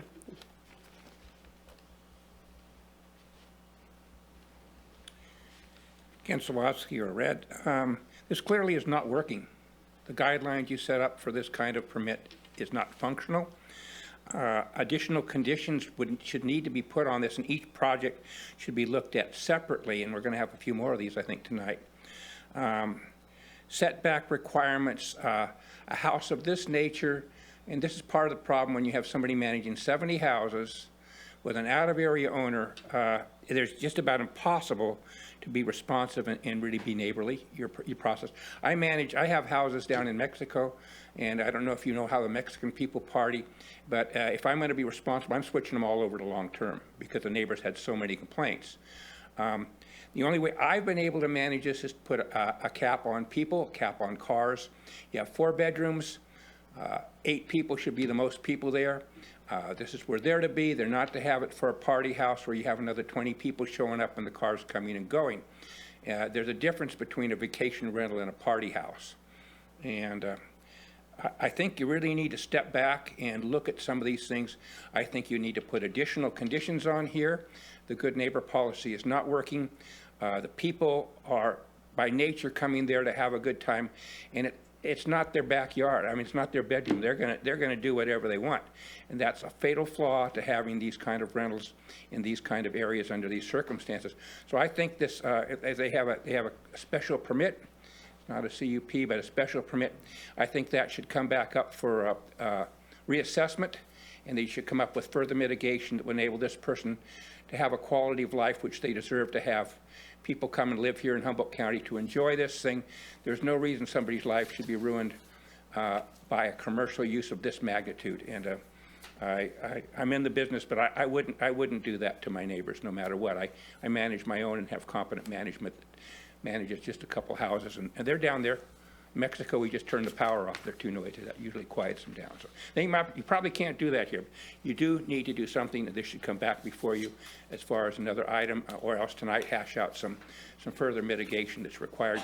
And if you continue to have complaints from the neighbors, then the special permit should be revoked. Thank you for the opportunity to speak. Anybody else in the audience who wishes to address the commission? And as a reminder, folks online or calling in, please raise your hand if you would wish to speak on this item. We are currently on item G2, the Arcata Forest special permit for short-term rental. I'm not seeing anybody in the audience, and I'm not seeing any hands raised online. Okay, so I'm going to go ahead and check back in with the applicant. If they had anything else to say regarding this item, please approach the podium. We can give you another 3 minutes if there were specific concerns you heard that you wanted to address. But please address your comments to the commission and not to specific people who may have commented. Yes, I just wanted to address a couple of things. We do have, it's 4 bedrooms, 2.5 baths. We have an occupancy limit of 8 people. We only allow people that have had 5-star reviews, or that have a track record. A good track record is what Airbnb calls it. We have the disclaimer that sends out as soon as somebody books that indicates. It's a long paragraph. This is not a party house. We will be in touch and your reservation will be canceled and you will not receive a refund if we hear that there is any kind of partying going on or disrespect beyond the quiet hours and the house rules that we have instated. We have cameras on the property, the front driveway and sides of the house, and we have not had indication that there are 10 cars. I mean, it would be hard to believe that there's 10 cars could even park in that driveway, although it is big. We have not had any indication that there are people, we've not had any indication that there are people beyond the people that have been on the reservation themselves there. And beyond that, the $700 a night, maybe on Cal Poly grad weekend, I wish we were making that much money a night, but we're, typically I'd say right now we're making on an average somewhere between $279 for the accommodation fare for the actual nightly rate, not including the cleaning fee, a night. That's how much it costs. So the $700 figure is a little inaccurate. Yeah. In the high season, we are charging, I believe, around $400 a night in July. But it's nowhere near $700 a night. And that being said, when you are looking on Airbnb, it's the total cost, including the taxes and the cleaning fee and any other extraneous fees, additional guests, etc. So I just wanted to clarify that that doesn't seem like a fair representation of what we're actually charging and receiving. Other than that, yeah, I do appreciate that the neighbor has suggested that I have been, like I said, easy to reach out to and communicate with, and that I want to reiterate that we are willing to do what it takes to, make sure that any concerns are handled appropriately.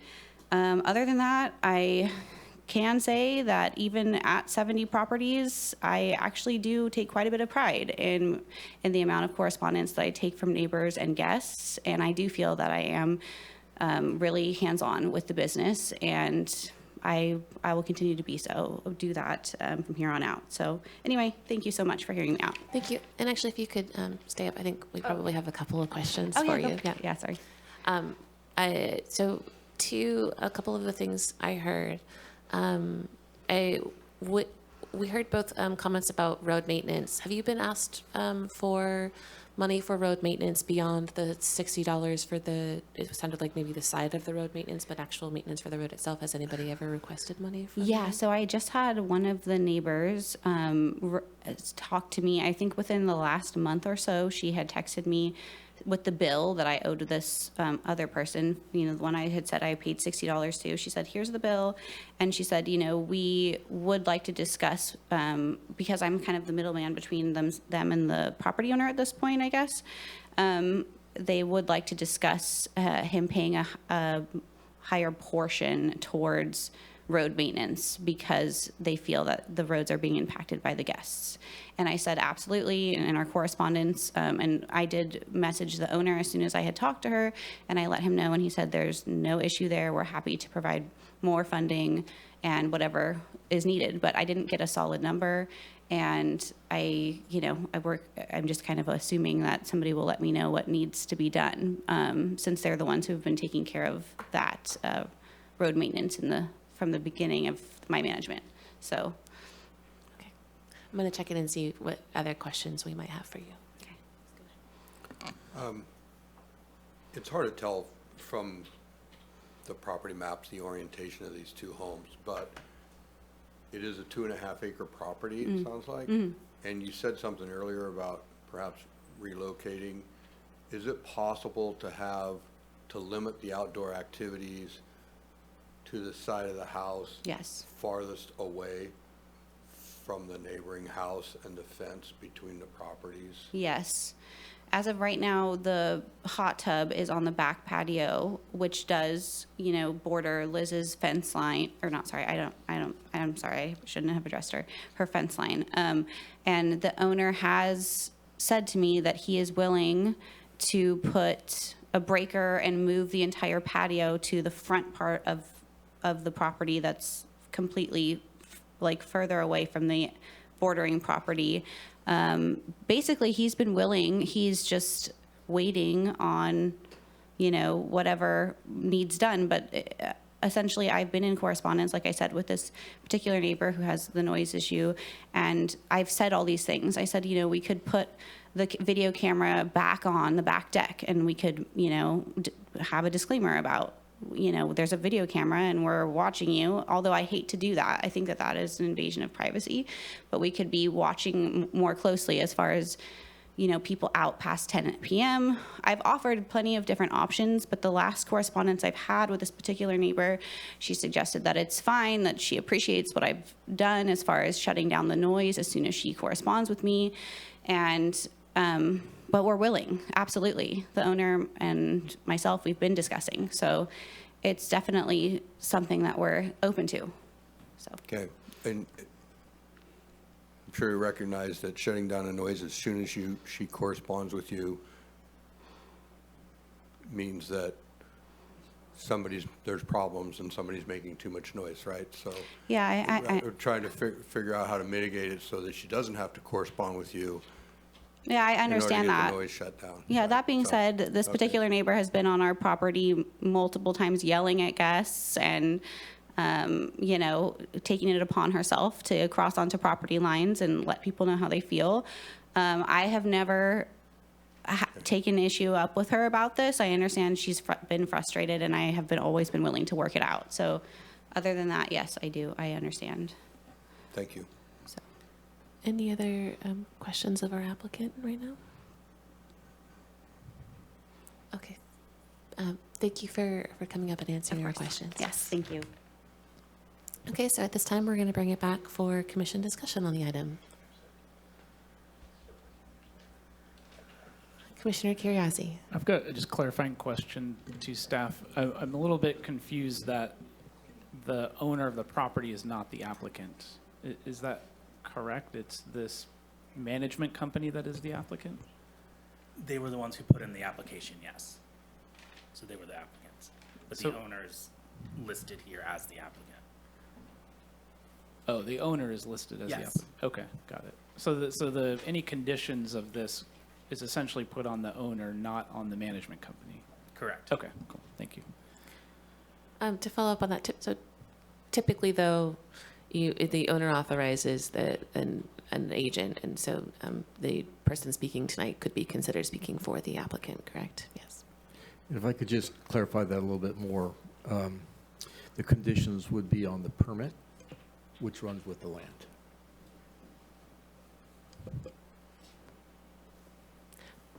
Commissioner O'Neill, and then As a homeowner, I think you are very responsible. You sound like a responsible management employee. I would be, if I had to go out every night and yell at people and call you and text you, and this continued and you were still waiting to find out what you needed to do rather than being proactive and having already done it, I think there's something to be said there. I mean, just running some numbers, I know that they're probably bringing in excess of $70,000 a year on this facility, at least, and if not more. You could have already limited the number of cars. I think that was a good suggestion. I was thinking the same thing in my head, which would limit the traffic.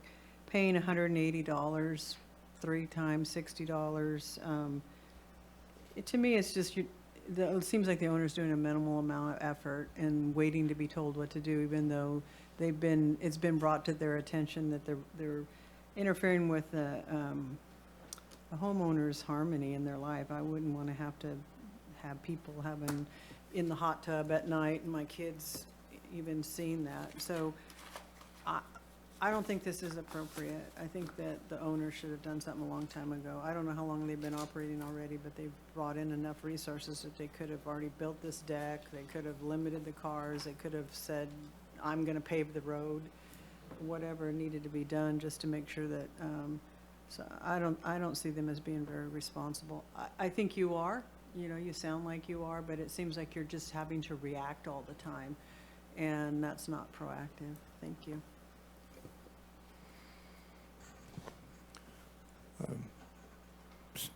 To staff, these permits are, if I'm remembering correctly, typically 3 years. No, these are approved for a 2-year period, and they have to be renewed at every 2 years. Could we condition a permit for a shorter period? Absolutely. So we could commission a permit for a year. Could have an annual review. Yeah. Have an annual review and subject to revocation if we have complaints. Yes. I mean, I understand that's substantiated complaints in some way. I mean, the ordinance is actually written pretty strongly that if the permit's found to be with a lot of complaints and a lot of sustained complaints, that it doesn't necessarily have to be extended. Right. So I don't know that it has to be revoked. It just wouldn't be extended. it just wouldn't be, it just end. Yep. Yeah, okay. Can we also condition a permit for a location of outdoor activities or amenities like hot tubs and decks and things like that, or are we getting too far into the weeds? Well, I think that probably would want to do a little work on the findings, that there has been, information presented by a neighbor and really sustained by the property manager, that there has been a hot tub close to the property, and that has a lot of outdoor activity going on that side of the house in order to minimize or reduce that or address that, and protect the character of the neighborhood. It's important to move that activity area to the other side of the house. Yes, you Yeah, can do and that. it sounds like, at least through the agent, the property owner is amenable to that. So, Right. But maybe needs a nudge. So, okay. Those are my comments. Yep. Thank you. I think in a similar vein where I'm inclined to, I think, try and add some additional levels of conditions or scrutiny to see if we can't find a compromise in this particular instance. But it is unfortunate that the owner hasn't been more proactive about the concerns that have been heard, because we may not be in this position having to make additional considerations when they are a little bit more proactive about this type of thing. So, but we are here tonight, so we will figure it out. But I am also in the similar mind of you of thinking about how we try and nudge the owner to reduce the noise issues that the neighbor is experiencing, and think about a shorter timeline. Please, Commissioner Fulton. Yes, I'm more inclined to end the permit and request that the applicant resubmit once some things have been put into place. Maybe the hot tub moves, some sound stuff in the house to keep it a little quieter, and then resubmit for another application. But I am in agreement with Commissioner O'Neill at this point. Yeah, I think likewise, I'm leaning towards Commissioner O'Neill. I feel like maybe this particular, I like the solution that you put forward, Commissioner Fulton. I think that's appropriate. I feel like in this, we might have a situation here where the chosen location just isn't the right location. It's not a good fit for this particular spot, and I also feel like county staff probably have a lot of other permits that need attention. Director, did you have something you wanted to add? Not at this point. Okay. I will in a moment. Okay.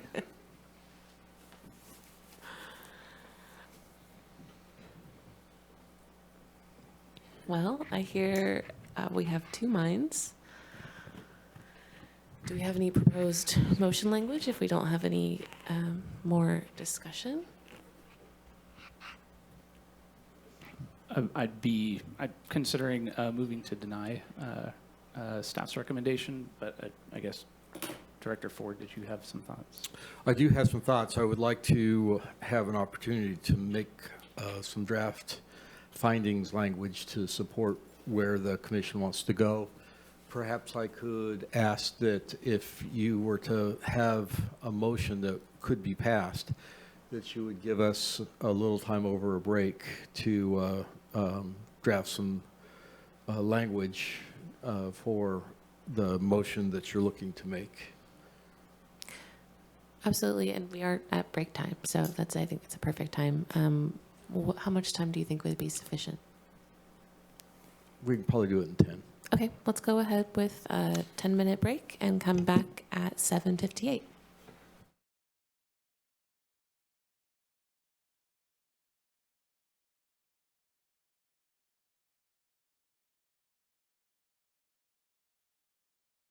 I think a lot of people don't realize that they're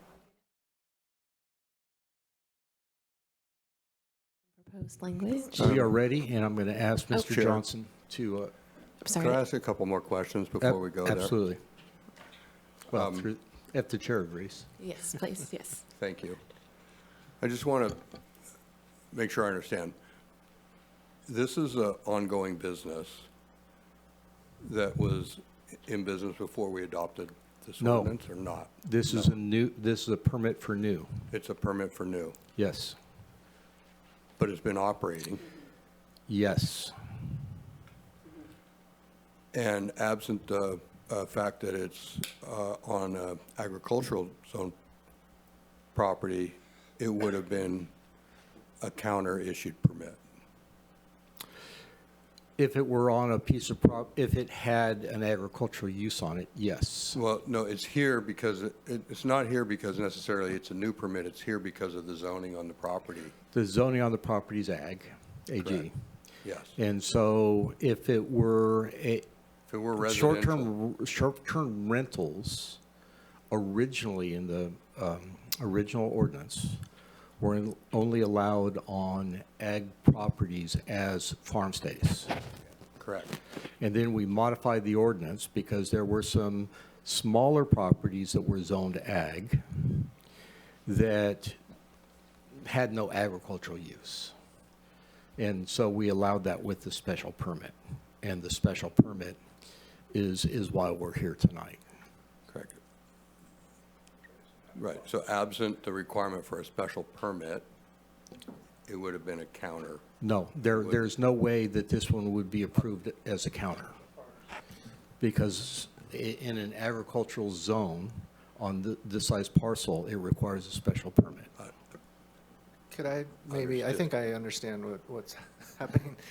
So if, for instance, if it was a farm stay, it would not need a special permit, and that would have been able to be approved administratively over the counter. Okay. Also, if this was a smaller parcel, the ordinance allows for those to be approved without a special permit, so that also would be an over-the-counter permit. But keep in mind that once these come up for renewal, a history of complaints are reviewed and considered for renewal. And also, if complaints were filed with the planning department can take action once, even after approval of an administrative permit. Okay. I guess this looks like it's headed in a particular direction, and I'm trying to understand, it's an ongoing business that's during this time of year 90% occupied. So it's booked for the summer. Yes. I'm assuming.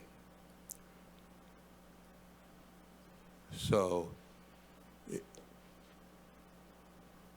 if one were to presume that this permit may be denied tonight, what happens to that?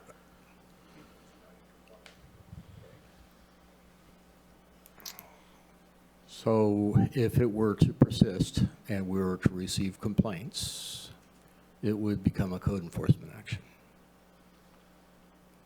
Okay.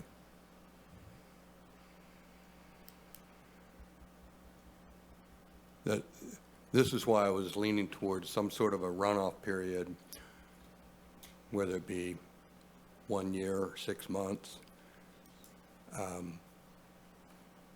with perhaps some conditions for moving some of the outside activities to another location as perhaps being one solution. But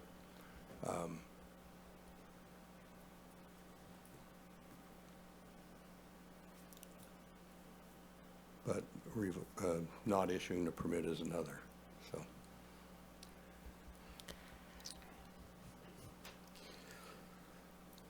So, I mean, one of the other things that you could discuss, you talked about a runoff period, is trying to really reduce the length of time the permit could be operated for, maybe down to 6 months.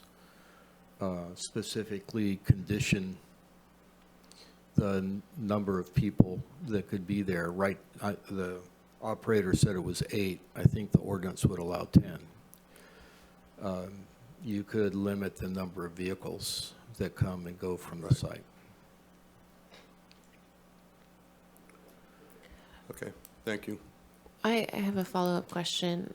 So when we're working on these kind of permits and they have a time limit, and so if it was conditioned down to 6 months, the next step for the applicant would then be to reapply? Correct. Okay. It's not reapply completely. The way we've worked these out is that there's a form that is available for operators to come in and say they intend to continue to operate. And then we would do the review to see whether or not all the conditions have been complied with. And if there are... If I could just, Oh, sorry. you could also condition it that it comes back to you. That was going to be my next question. Because if there are, but I think my particular question was, so when you have a reapplication up and you're reviewing it for approval again, and you have complaints on it, does that then trigger commission review, or that just that triggers staff review? The way the ordinance is written is it would trigger a non-renewal. Okay. And then once, if something is not renewed, then they're welcome to reapply again and... Correct. Okay.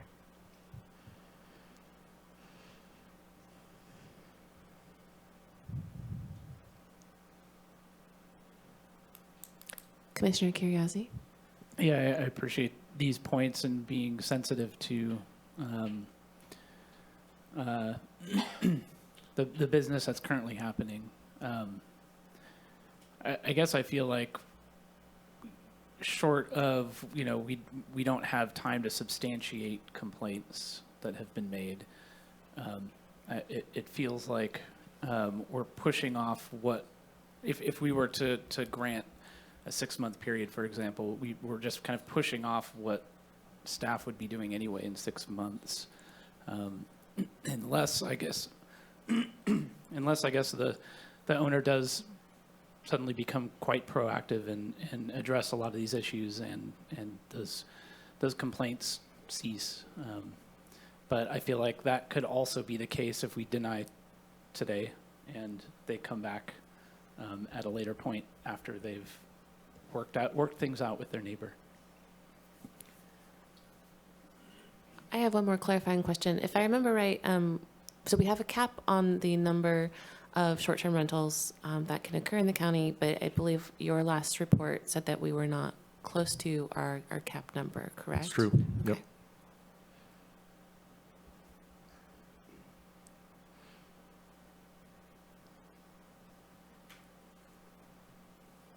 I think I'm still interested to hear what staff came up with for a motion, if that works for commissioners.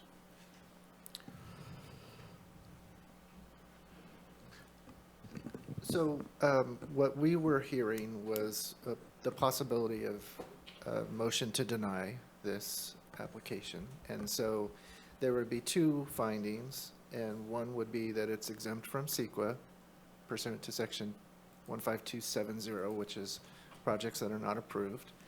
And the second one is that the short-term rental would result in significant adverse effects on the quality of the neighborhood. And that is a required finding. To approve a special permit, you have to find that it would not result in those impacts.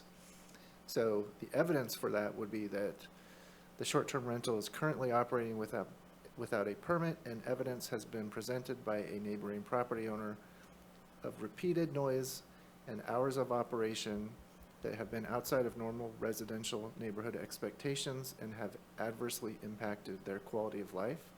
And secondly, incidents of these complaints have been confirmed by the property manager. And those are the only 2 findings that you would need to make to deny this permit.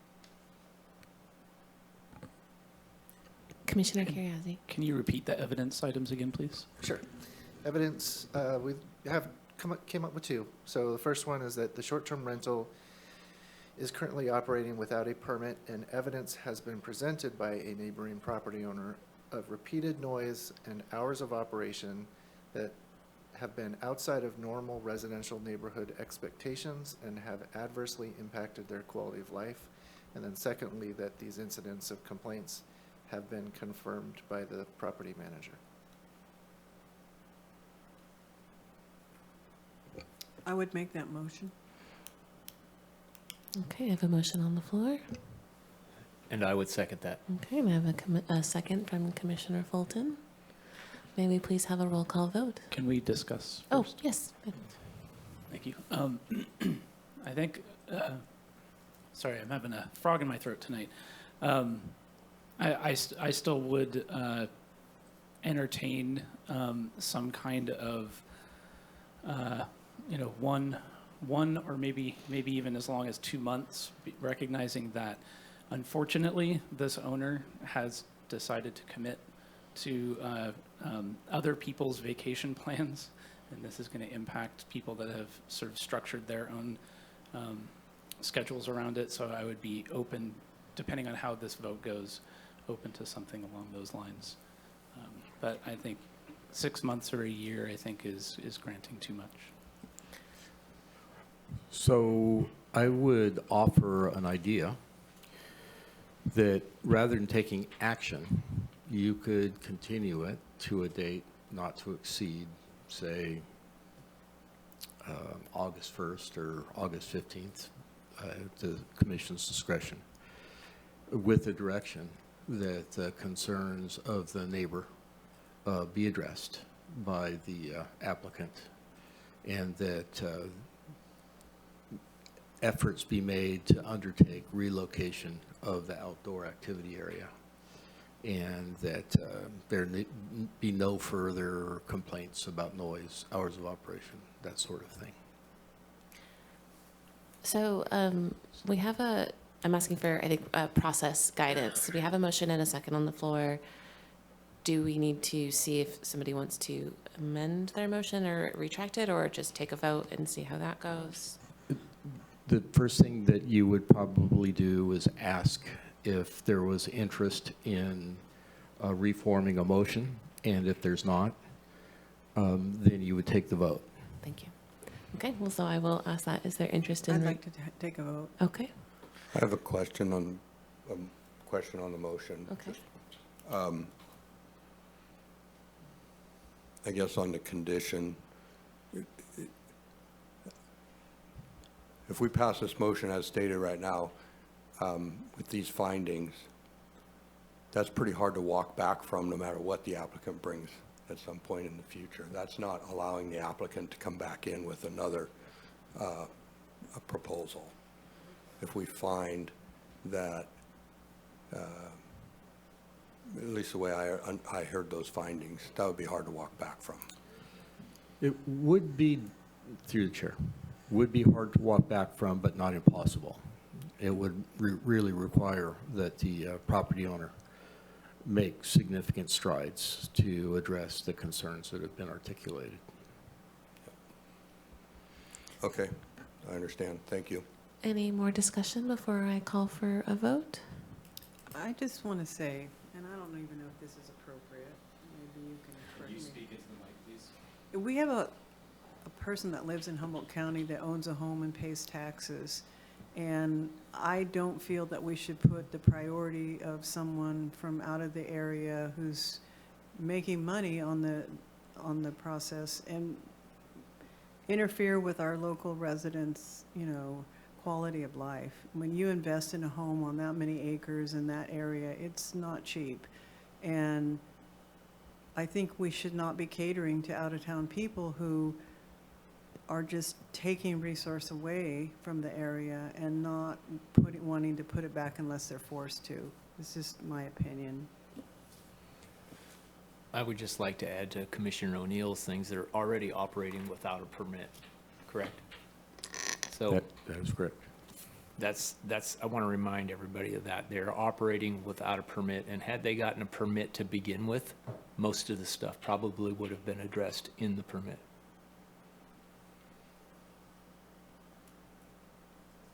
That's all. Okay, will we please have a roll call vote? Commissioner Curriasi, Yes. Commissioner Fulton, Yes. Commissioner Skavdal, Yes. Commissioner O'Neill, Yes. Commissioner West. Yes. Motion passes.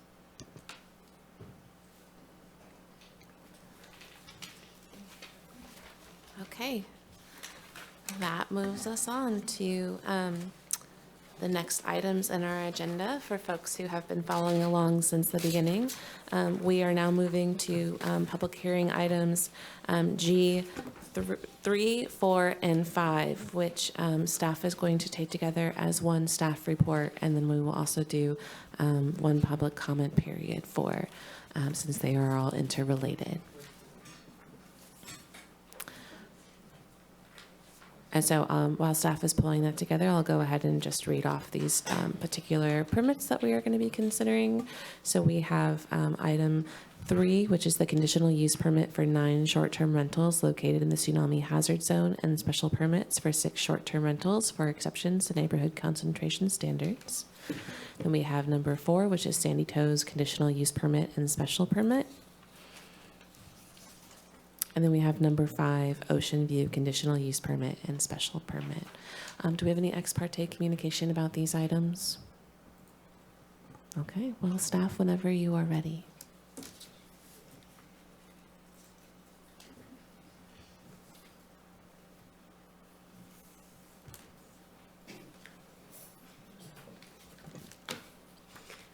Good evening, Chair West, Commissioners. My name is Kathleen Johnston. I'm an assistant planner at the Humboldt County Planning and Building Department. Tonight, I am presenting on 11 short-term rentals in the tsunami zone.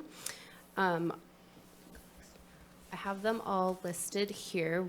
They are in the areas of Manila, Fairhaven, King Salmon, and Samoa.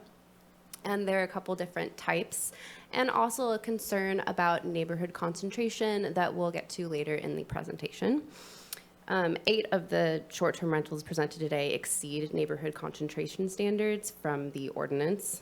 9 of the short-term rentals are considered pre-existing, as in operating prior to October 26, 2023. 2 of the short-term rentals today, and this is agenda items 4 and 5, are considered new and did not operate prior to that date. All are in the Humboldt Bay Area Plan, and there is no development proposed for any of these projects. So a conditional use permit is required for any whole dwelling short-term rental within the tsunami hazard zone. The California Geological Society created the tsunami hazard area assuming worst case scenario. And what we're trying to support here is that approval of these permits will not adversely impact health, safety, welfare, or quality of the neighborhood. I brought the tsunami run-up map here just to show you the 100 and 500-year events, and most of the, at least 9 existing short-term rentals are outside of the 100-year and 500-year elevations. All of the short-term rentals are conditioned to provide safety and evacuation plans and distribute their good neighbor guides to their neighbors within 300 feet of the rental. So I'm going to start with the couple permits that do not have any neighborhood concentration concerns and are just receiving a conditional use permit for being in the tsunami hazard zone.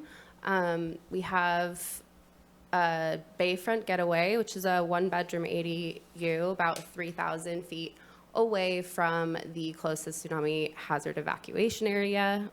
This was sort of found through the tsunami working group's evacuation maps that they've made and worked with the applicants on identifying those areas. The other one is the Mills residence, and it is about 980 feet away from the closest evac area, and these 2 permits are more than 600 feet away from each other. So there's no other concerns other than being able to walk safely to an evacuation area and provide those plans to guests. This is the one permit we have up for Fairhaven, and this is actually the evacuation map the applicant made with instructions about where the closest site is. It's about 900 feet away. Also, in Fairhaven, there is a concern about inundation. It is below the 100-year, 500-year tsunami run-up area, but preparing guests for that is conditioned in their permit. So lastly, and then this will start our transition into the second part of this conversation, is King Salmon. And we have one permit here for an existing rental. King Salmon has ample signage and a very distinct point of evacuation for the entire area. This is the Vista home. It's 3-bedroom and it's about 800 feet away. Also likely to experience inundation, but it's a tsunami-ready community that is, and all of that information will be provided and conditioned. So I'm gonna jump into sort of some definitions here. We're talking about HVAP and the cap. We have these two distinctions of the permits tonight between existing and new. So existing would have had to submit their applications within 2 months of the approved ordinance, and that was November 24th, 2025. And they would have had to submit proof of operation that they operated prior to October 26, 2023. Being a existing rental makes them exempt from inclusion in the cap, in the 2% cap in the Humboldt Bay Area plan. As a new operator, essentially, they wouldn't have submitted their application and they wouldn't have provided proof of operation, and they are included in that 2% cap. Just to give you an idea of where we are in the cap, there's 79 possible short-term rentals allowed in the Humboldt Bay area, which is a pretty large area. We've only approved 15 so far. So I just pulled the whole list up today. Agenda items number 4 and 5 are the two on the bottom, and those are our new permits versus the other 9 being existing. Yeah. So in King Salmon, there is a special permit requirement for exceeding neighborhood concentration. At the Planning Commission meeting on May 7th, the commissioners approved a new development, a coastal development permit and CUP to allow a short-term rental on the property indicated in blue. The lot right next door on this street is an existing short-term rental. So we're recommending approval for this one because of its status as existing and the fact that it is built compared to the undeveloped lot next door. These are also the only 2 in King Salmon that have been approved, so, or have applied for at least.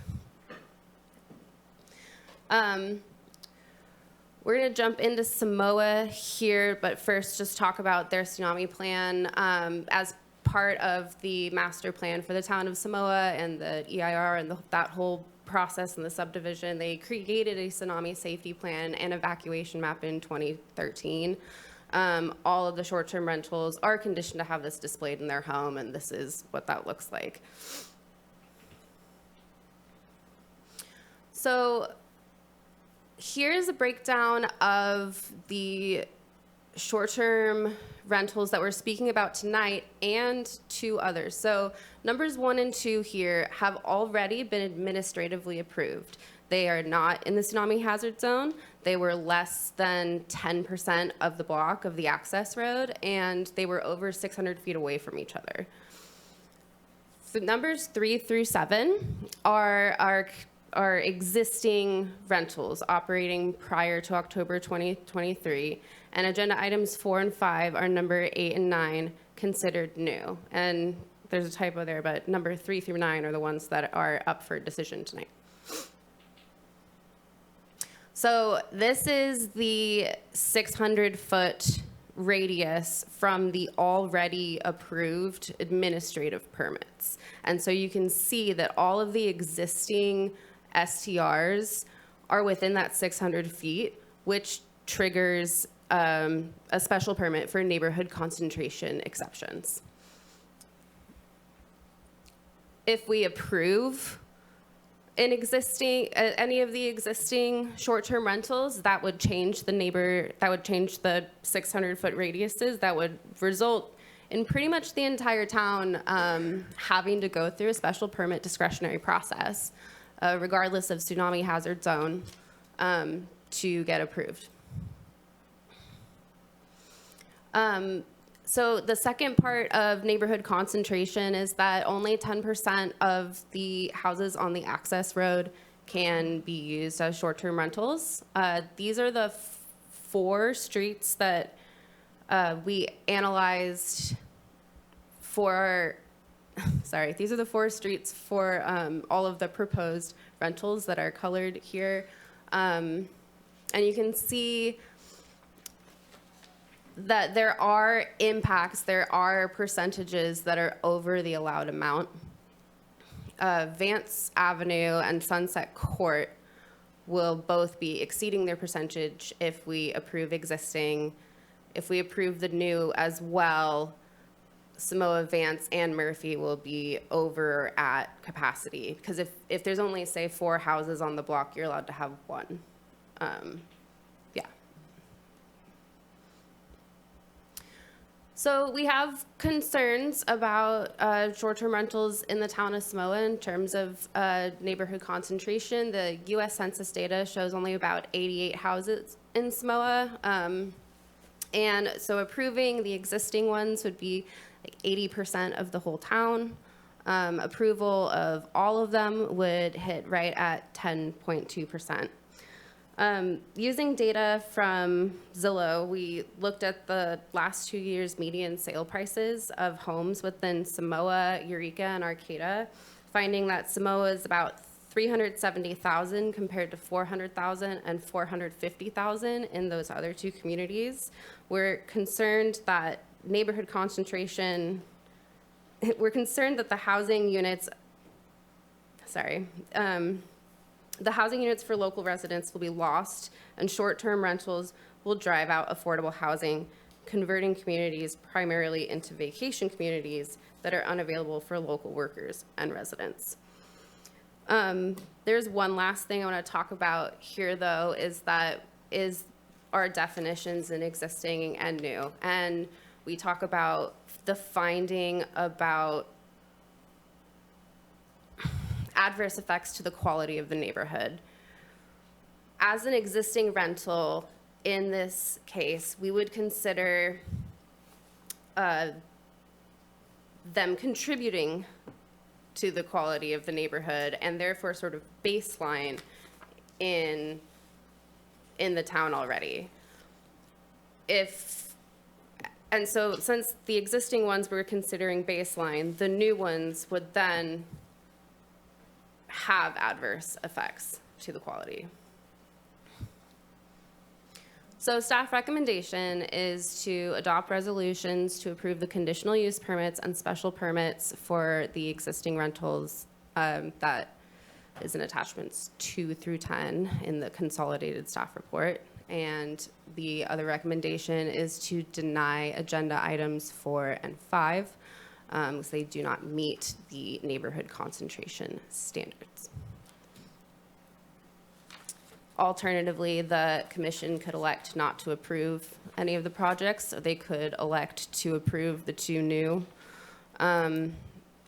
And we could also, and there's also a possibility of establishing some kind of special mitigation specific to the Samoa area. Thank you.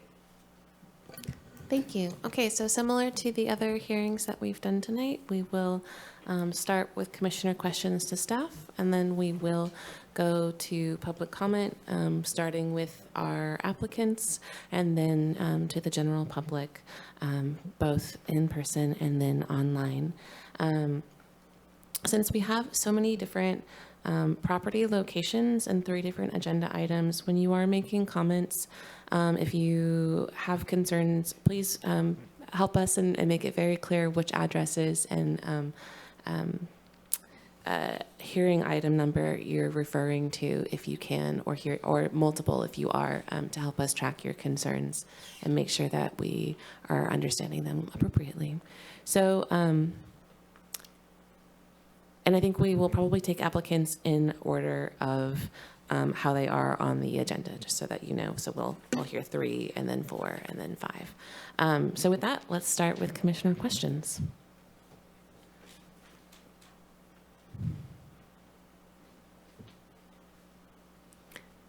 Commissioner Curiozzi?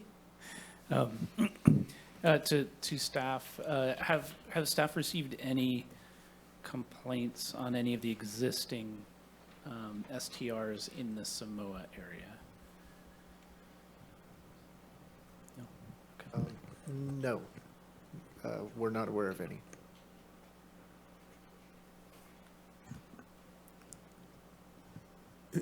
If we were to limit the number of STRs in the Samoa area to that allowed for neighborhood concentration, how many would that be?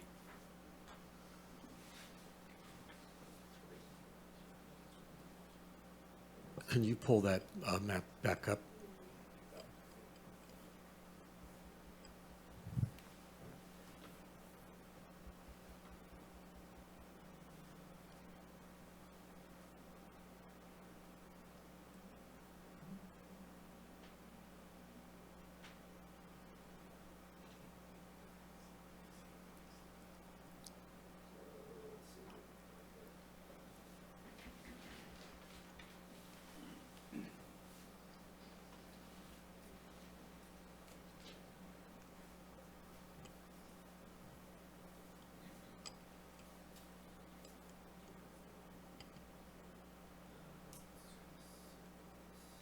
The chart.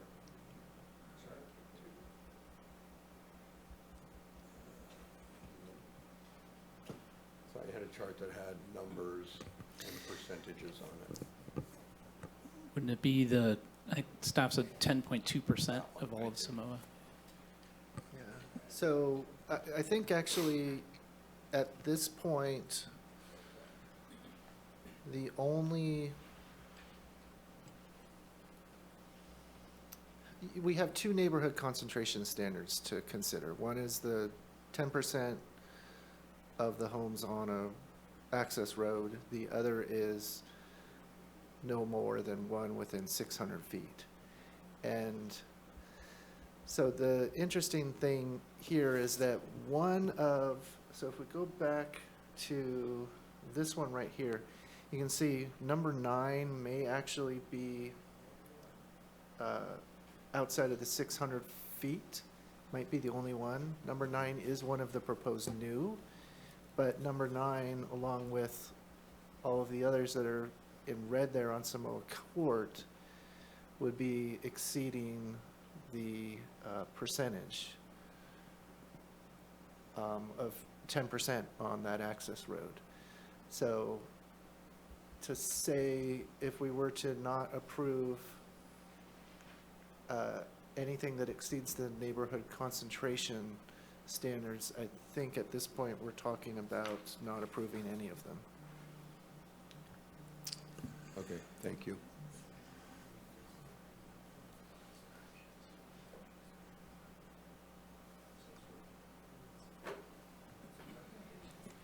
Commissioner Curiozzi? I guess I'm similarly confused. I would think that we're just approving one less for the Samoa community, but then we have this 600-foot. Oh, is it 10% on the access road? Yeah, it's 10% on each road. Got it. It's 10% is not the community, it's the access road. Got it. Thank you.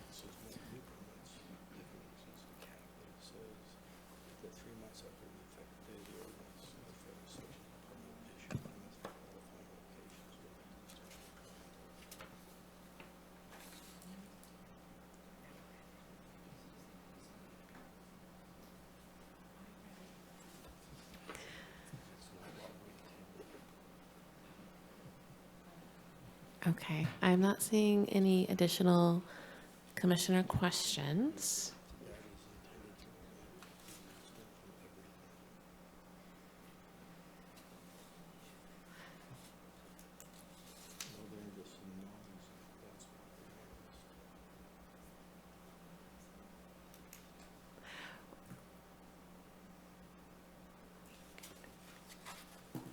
Okay, so why don't we don't have any more commissioner questions. So let's go ahead and start moving through our hearing from our applicants. So first I'm going to check in with applicants on item number 3, the conditional use permits for 9 short-term rentals located in the tsunami hazard zone and special permits for 6 short-term rentals for exceptions to neighborhood concentration standards. So just I know there's a lot of moving pieces in this, so I'm going to just kind of repeat myself to make sure that folks are following along. So I'm going to check in with the applicants for each of the 3 different items that we have in front of us, and then we'll do public comment for each of the 3 in front of us. So first, I'm looking to see if we have applicants who would like to address the commission for item number 3, either in person or online, and maybe staff can help me if they know who is online. Is our item number 3 applicant in the room? Let's start there. Applicants will each get 10 minutes. However, since everybody's robust, if you can keep it shorter, you're going to get a gold star from us. So do we think our applicant for item number 3 is online? Do we know? Do you guys know if applicant for item number 3 is online, or do you know if they're in the room? We have a couple of hand raises, which is why I'm asking.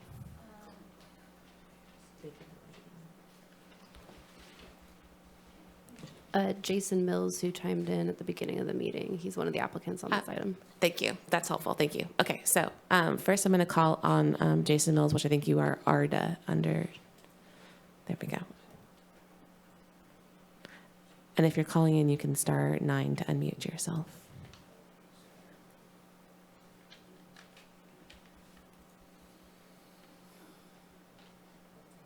Oh, I think he just disappeared. I'm here. Oh, okay. Hi, yeah, my name is Jason Mills. I am item 3, attachment number 3, 19431, the Mills draft resolution there, attachment number 3, the one in Manila, 1740 Rainieri Drive. I do want to be, I'm going to be really quick. I really just wanted to, take this time to thank staff. It's been a very long process. I've been, sort of going through it from the very beginning when this whole thing started, I think in 2023 or 2024. So, first it was because I was in the coastal area, and then now because I'm in the tsunami hazard zone. So, it's sort of been just moving through the process. But, I've tried to be very, as cooperative as possible, filling out everything and being as timely as possible. I really care about this, obviously. And also, too, I really just want to say, in addition to thanking staff, and, I talked to Kathleen, I think, this week, too. They've been super helpful. And, I think it's important to point that out, that, as someone who's moving through this, and I want to say, too, like, I'm the owner operator. I only have one, like, this is my house. I don't have multiple properties that I manage. This is just one.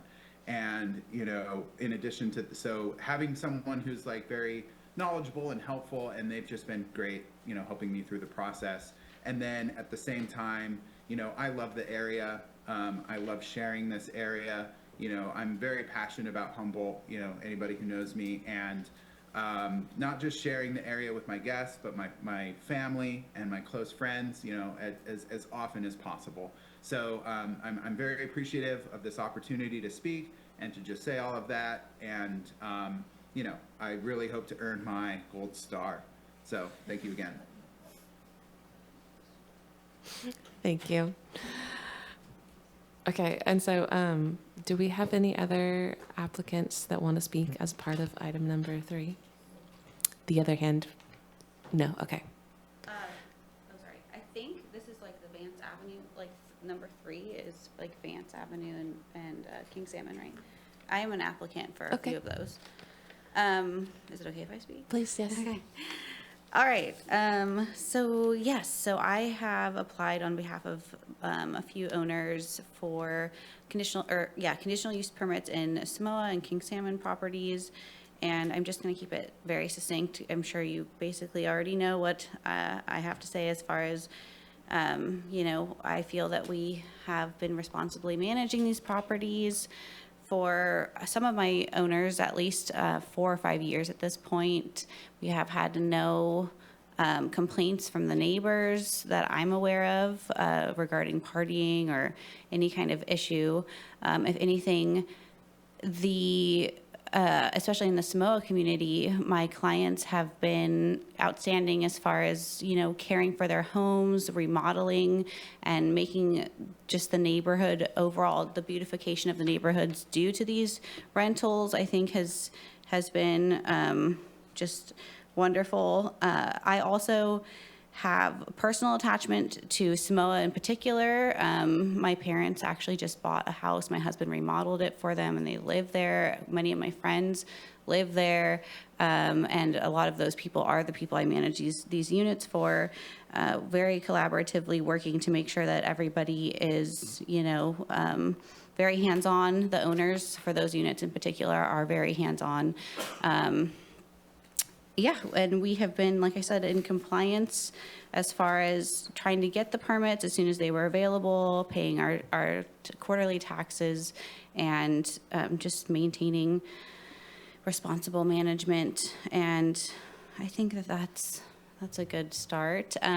We did have correspondence, I think, with you guys, and I believe that their main concern in the correspondence we received was the affordable housing aspect, which I'm not sure, I don't really necessarily agree with, in the sense that many of the people that I manage that have recently bought were in the $400,000 range, not the high threes, and then they had to remodel in order for their, you know, units to be in good enough condition to be rented out. And I'm managing them responsibly. They're using them as second homes regularly, on vacation homes. And I'm trying to think here. Oh, and just a couple other things. I mean, there's a lot of improvements and stuff going on around Samoa that I'm sure you're aware of. The roads in the main thoroughfare, Vance Avenue, are not even set to be paved. They're like gravel at this point for the next 2 years.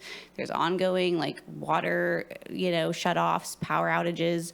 There's quite a few things that are also should be considered as far as if you're gonna, you know, want to put long-term tenants in that area and consider it affordable housing that should be mitigated, in my opinion, before that even becomes the main factor of why we would deny vacation rentals. Also, the utility bills have been skyrocketing for my clients every year, some paying anywhere between $500 to $700, $800 a month for electricity. I don't think that is within the means of an affordable situation either. So I just wanted to voice my opinion on why I don't agree with that particular sentiment. And I think that's pretty much it. So, yeah.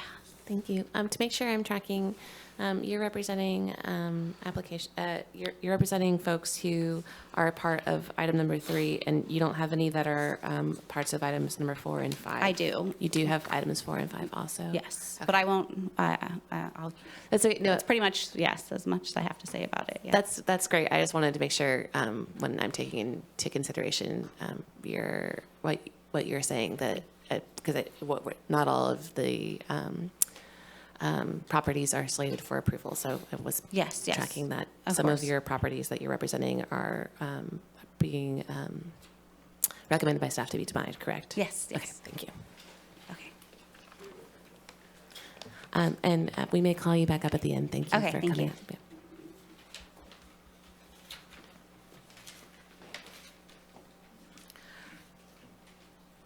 And it looks like I still have one more applicant that wants to speak, correct? On Zoom, yes. Okay, thank you. Are you also an applicant? Yes, I am. Okay, I will take in the room first, and then I will move to on Zoom. Okay. My name is Mark Burchett, and I'm actually number 5. Okay. The house at 127 Sunset. So a couple of comments before I talk about that house is one thing. I'm actually also the the broker that's represented all the sales in Samoa for the past 3.5 years. So I'm very familiar with the town of Samoa, very familiar with all of these STRs that are being proposed here.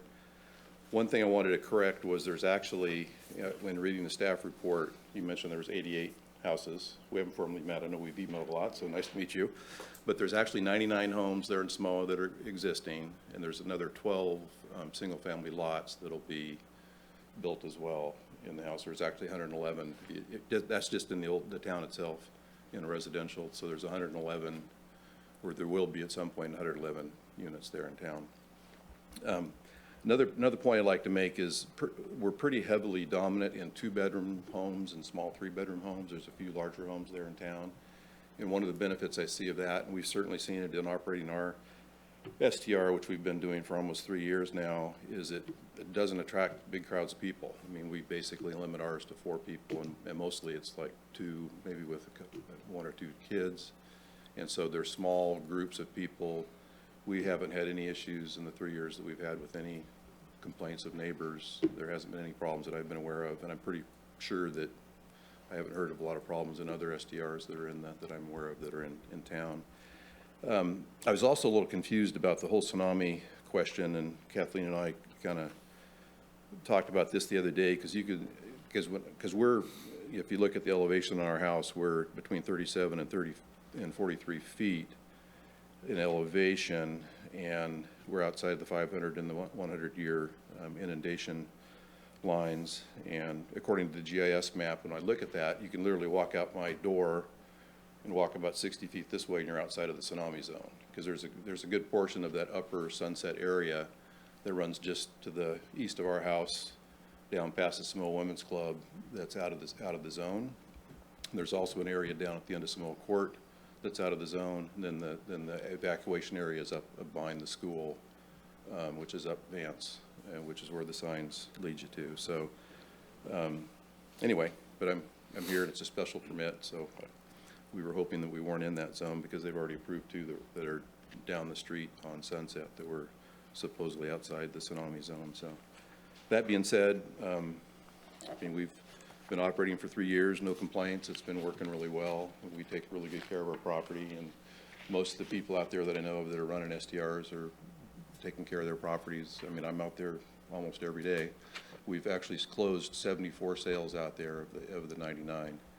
And so we're kind of hitting the home stretch here. I have 1 in escrow at the moment, and they're just slowly getting them ready, and we sell them as they get the houses finished. And there's also quite a lot of work going on out there. Amy mentioned about the utility bills and the power and the water, and all that's in the process of being done. I mean, they're right now working pretty heavily on the sewer system. But as you know, there's a new water plant, new sewer treatment plant. At one point, the utilities are all being upgraded by PG&E. That'll kind of come at the end of the utility phase, then the paving of the roads. And so the whole town is kind of going through a metamorphosis, you know, from what it was to what it's going to be, and it's going to be really nice when it's all done. But anyway, that's really all I had to say. So if you have any questions, you have to answer. Commissioner?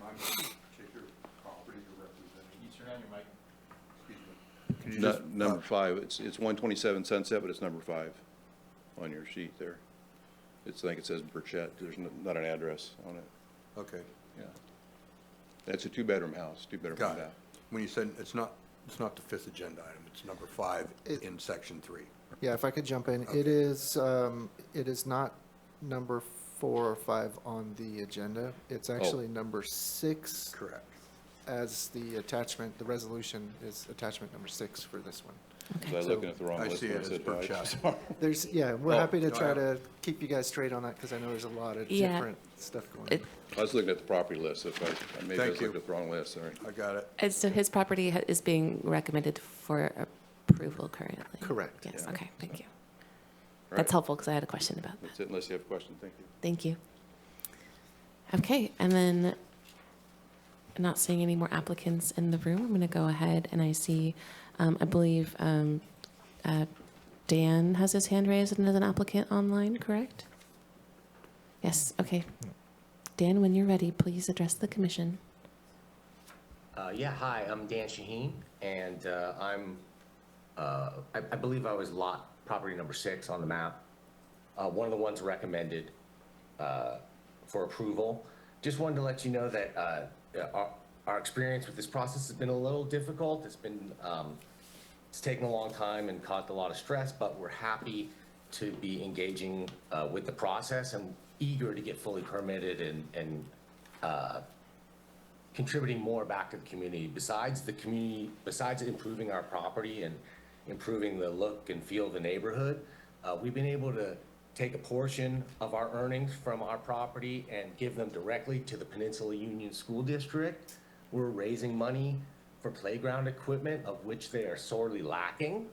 And we've been trying for a long time to get some action on some of the environmental hazards we're seeing in and around the area, particularly on Cadman Court. And I've not had a lot of response from that, but we're hopeful. We've been working with the county and we're hopeful about improvements, and we're hopeful that this, combined with the new heavy lift marine terminal project coming in, of which I'm on the steering committee for the town of Samoa, we hope that all this can come together and transform Samoa into something really, really special and do a lot to improve the lives of those kids that go to the school there, that live at the Phyllis Rex townhomes, who really could use a little extra hope and love from all this development that's going on around them. Thank you. Thank you. Okay, I believe that wraps all of our applicants. Let's go ahead and take folks from the public. I'm going to take folks in the room first to speak, but if you are online, please raise your hand now. So if you're calling in, it is *9 to raise your hand. We always have a little bit of a lag in the video, so raise your hand now so that I make sure that I see you when the time comes. And you have 3 minutes, sir. So I have two major concerns. I basically go with staff recommendation on what you're doing here. The concern I have is, let's go back to the CUP process. I've mentioned to John a little earlier that the Danco company and their Danco housing project is totally out of their CUP. If you go down there, and I had confirmation it hasn't changed from people in the audience, there's a sign that says Tsunami Safe Zone. It's a vertical hill like this, sand covered in berries and plants.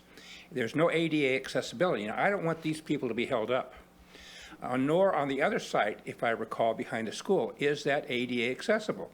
So you have a developer here who's making a lot of money, and I don't want to hold them up, but I hope the staff will go forward and force those particular conditions to happen. Wherever you have a tsunami area, safe area, that needs to be up to snuff. And again, I don't want to hold up what you're doing here. That's a side topic, but I think that hopefully that will be taken care of, and within a few days, hopefully notification will go out to Mr. Dan Johnson of Danco, especially in those areas, to bring that up to snuff. Historically, you should know there's a big concern about losing long-term properties, and that's part of the concern that was here. Well, I had friends, and they had contracts with Mr. Dan Johnson probably to get those houses for their own use for a couple $100,000, and now they're selling for $450 because he reneged on his contract. I do not have any problem with him being forced to follow through with his CUPs. Again, we're talking about all kinds of money coming in with the vast majority of the houses. The safety is one of my biggest concerns. It always has been, and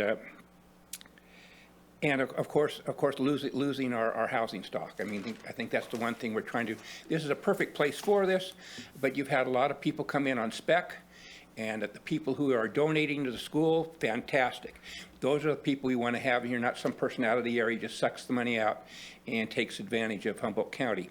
And I strongly recommend anybody, whether they're with a management firm or whoever they're with, talk to their clients and say it would behoove them to do such donations to the community, since they're taking share. And of course, we can't force that, but I think that's something that can be taken into consideration. It's I agree with Peggy up there that, you know, sometimes good deeds should be rewarded, and people who are just greedy should not be. That's my opinion, and I look forward to those tsunami safety zones being corrected. I don't agree with the maps. Also, you'll find that the lower areas, people can't get out of that area. I mean, if that comes and wipes out the road, nobody's going to get out there for weeks or months because it'll take out a good share of Eureka and Arcata too. So I have concerns about that, and it wasn't actually an appropriate place for additional housing. That was my opinion. Thank you.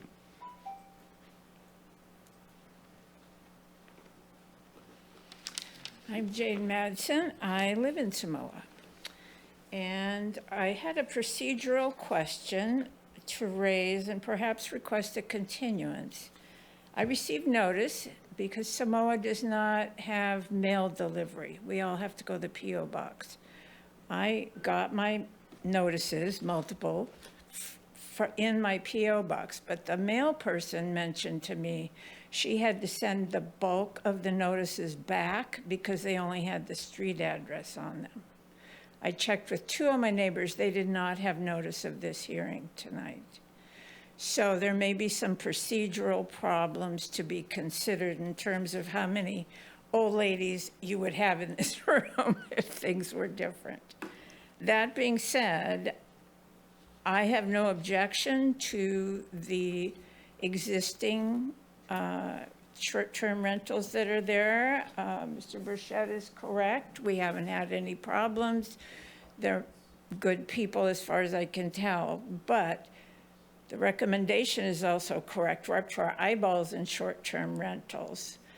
The housing that has been purchased by people who actually live there is an interesting mix of young families and old ladies with dogs. And we all feel safe there. We like to walk around the neighborhood. I never feel worried about where I am or what I'm doing. I've also lived in McKinleyville and Lolita, so I kind of like it in Samoa the way it is, but I think we've reached our maximum short-term rental capacity, and I would ask that you take that into consideration when approving any new rentals. The new rental on Bayview, I believe, is right next to the homes next to it. Our yards are small, and that has particularly small yards, so I don't know if it's going to be a compatible use. But that's all I had to say. Basically, I'm not sure everybody got notice. I do have concerns about continuing to approve short-term rentals out there. It will change the character of the neighborhood. Thank you. Thank you. Okay, as a reminder, if you are online or calling in and you would like to comment on this item, please raise your hand now. And if you are in the room, now is the time to approach the podium. Okay, I'm not seeing anybody in the room approach the podium, nor am I seeing any more hands raised online or calling in. So I think we're going to go ahead and take it back to the commission. Before I do that, we traditionally let applicants respond to comments that were made in public comment. So we had a series of applicants come forward and a little bit of public comment. Is there any applicant that would like to further address the commission on what they heard on public comment? Raise your hand if you do. Okay, I'm not seeing anyone, so we will move back to the commission. And I think first off for staff, I just have a clarification point to make sure we're all tracking correctly. Okay, so we heard from applicants for hearing item number 3. And I apologize to everybody when I asked for numbering. I did not track that we had numbers up there in addition to our hearing number items. So thank you for saying which property number you were. But I just want to make sure that we've heard from applicants from each one. And if we haven't, just note that. Okay, so we heard from applicants in item number 3. And then Amy, I believe, is representing both items number 4 and hearing item number 5, correct? Correct. She is representing, she's listed as agent for, I think, all but 2 of these. Okay, thank you. For many of them, but it does include 4 and 5, yes. Okay, thank you. It's helpful when we start thinking about details and asking questions, so thank you. With that, let's take it to the commission. Well, I'll just say what I always say.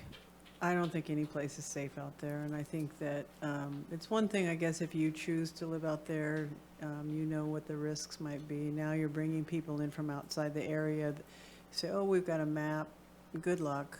You know, my knowledge of tsunamis, you're not going to be safe out there, and these high spots are not going to save you. It's just false, but that's my opinion, and someday maybe, I hope I'm never proved right.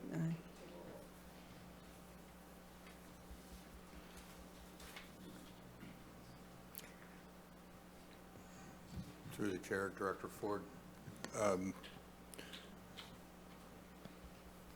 Can you respond to the comment about noticing?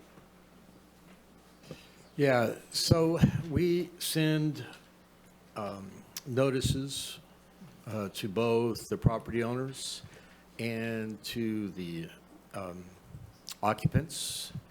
The occupants obviously do have, are addressed at the site of the particular property. We have not received a bundle of mail back showing that it wasn't, that they haven't been received.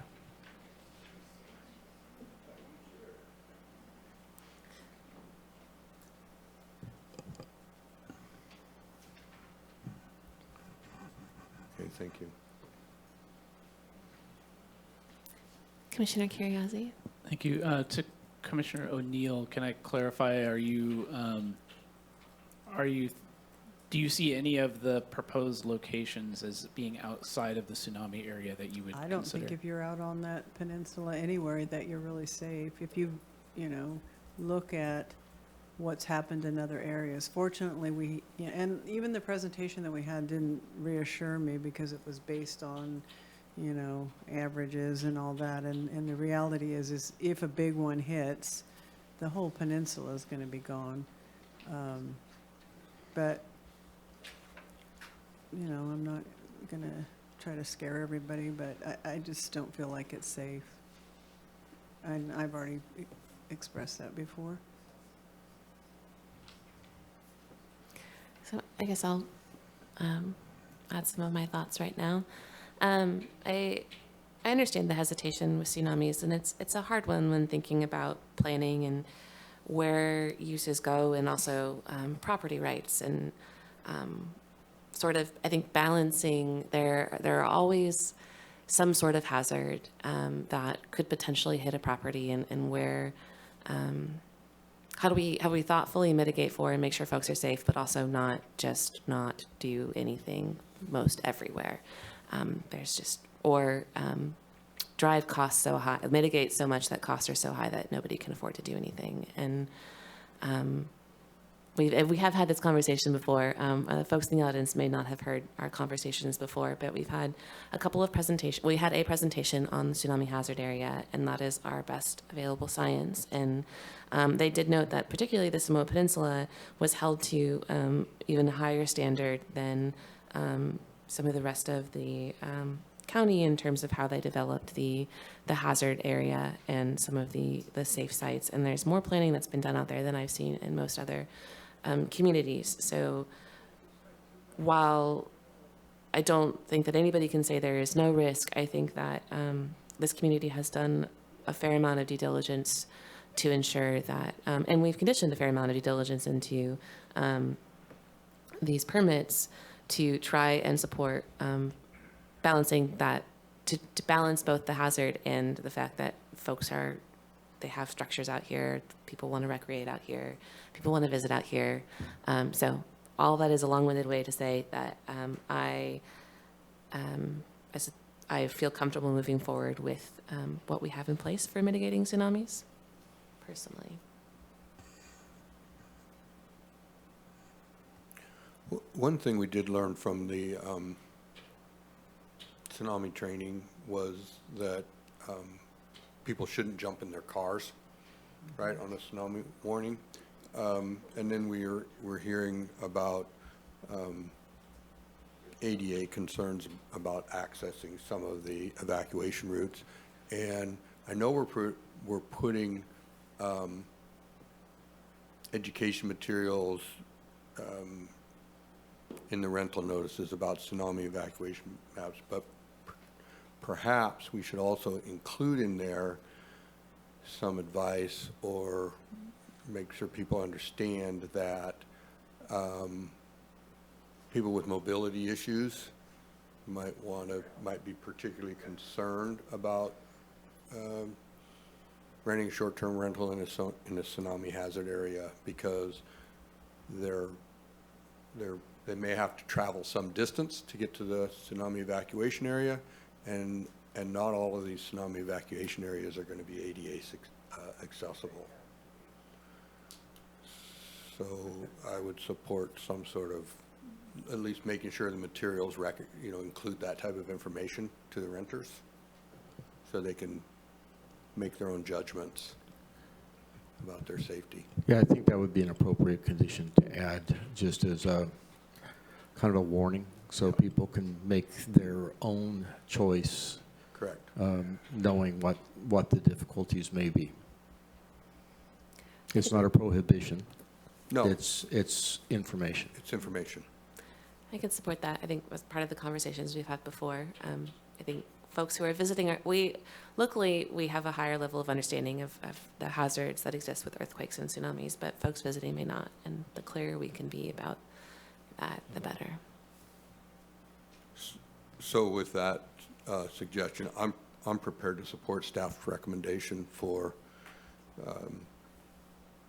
actually for all three of these, for items, approving those properties in item 3 and denying item 4 and item 5. So to clarify, you're making a motion to go with staff's recommendations for items 3, 4, and 5 with the. That's my, I don't know if I can do that in one motion, but. As long as you're clear about what the motion is. So if your motion is to approve the short-term rental applications contained in agenda item 3. For the 9 short-term rentals. For the 9 short-term rentals, and then to deny or adopt the resolution, make the findings for item number 3, and approve the 9 short-term rentals, and then adopt the resolutions for items 4 and 5, and approve or deny, I'm sorry, items 4 and 5. I think you can do that in one motion. That's my motion. With the additional language for the tsunami hazard area. I have a point of order. Yes, the people out here are very confused. We don't feel we've spoken on 4 and 5. And all of a sudden, with all the numbers you've got going, the person I spoke behind me said they may wish to make comments on that. So I don't know if you had clarity on that. It has been very confusing, even with you and ourselves. Just thought I'd bring that out there. If you're going to not allow specific comments there, or with understanding they were to be made, you may wish to avoid that process because it might taint the decision. Suggestion.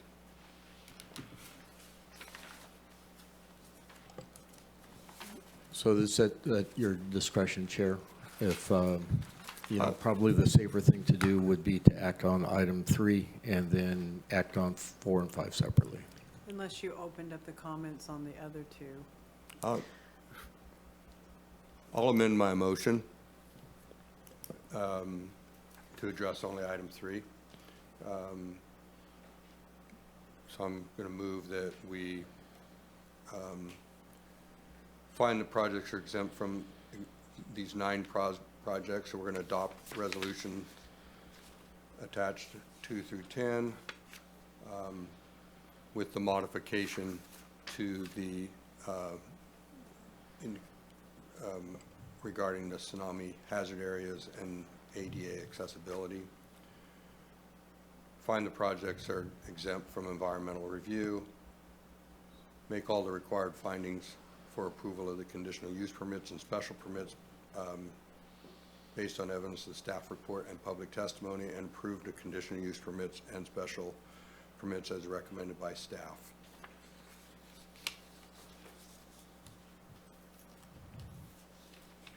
I'll go ahead and second that motion. Okay, so we have a motion and a second.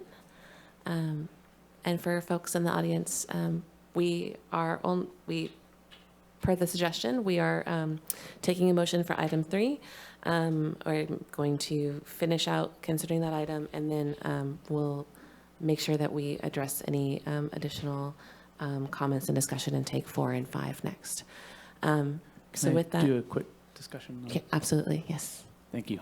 I think I think my one challenge that I struggled with is the 2 administratively approved new STRs that were approved prior to bringing forward the existing STRs, because it's such a small town that the one or 2 more has a notable impact on this decision process.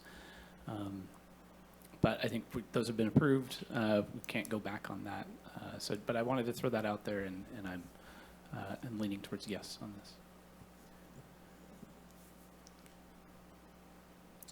Through the chair. Yes.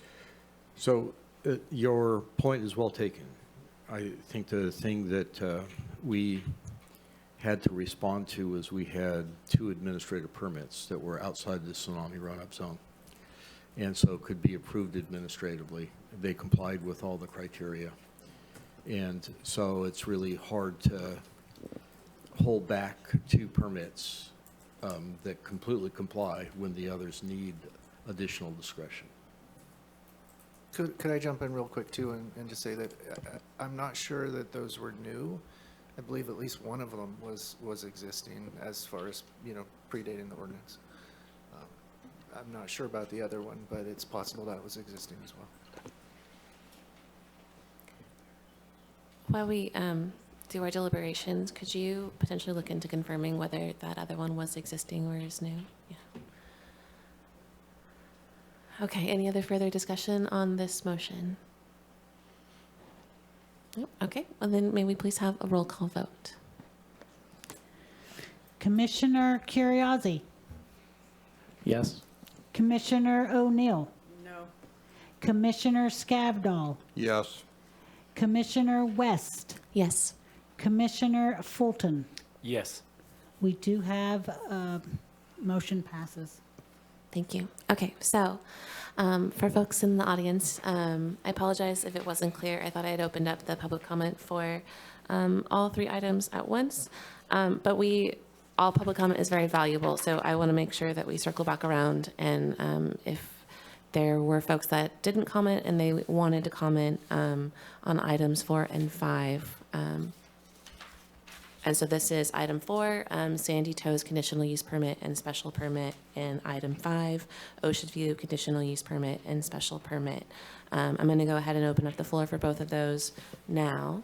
If you could please approach the podium. If you are an applicant, I'm going to give you first priority, but if you are just a public commenter, then do we have we don't have an applicant because we have, I believe, Amy as the applicant. So you are just a public I'm the commenter, owner. correct? You're the owner. Okay, so you are an applicant. Okay, thank you for helping me clarify that. So you will have 10 minutes to go ahead and address the commission. Thank you. I'm Margot Gray. I own Sandy Toes Cottage, a tiny 2-bedroom cottage on Murphy Ave in Samoa. My childhood dream has been always to have a beach house that perhaps someday I could retire to. And part of that dream was to be able to vacation rent it to help pay expenses on it. I've had my eye on Samoa for years, knowing that the long-term plan was to make it into a really cute little beach town. And when they started doing renovations, I came over here, I walked the town, and I found a house, and I bought it. When it was in escrow, I went to the building planning department, and I asked them about short-term rentals in that area, and I was told that the short-term rental permits were not available yet, the process hadn't started yet. And I said, well, when will that happen? She said, probably somewhere between 6 months to 2 years from now. I asked if I could be on a wait list for short-term rental. She said, no, we don't have a wait list. I asked if they could call me when the process starts. She said, no, you just have to keep checking back, which I did. So when the process has started, I applied and I was told that in order to get a short-term rental, I had to first get a conditional use permit, which would be $6,500. So I paid the $6,500, and there was no indication anywhere that I was going to be rejected for a short-term rental. And now I've been told that you don't want to give me a short-term rental, and I just feel like the question is, why did you take my $6,500 if you knew you weren't going to give me the short-term rental? I think there's been several things that haven't been done well in this process. I have tried really hard to communicate really well what my intentions were. I've had my rental up and running. I've had no complaints from the neighbors. I certainly don't want to get into a legal battle. I love Samoa. I love the community. I love my neighbors.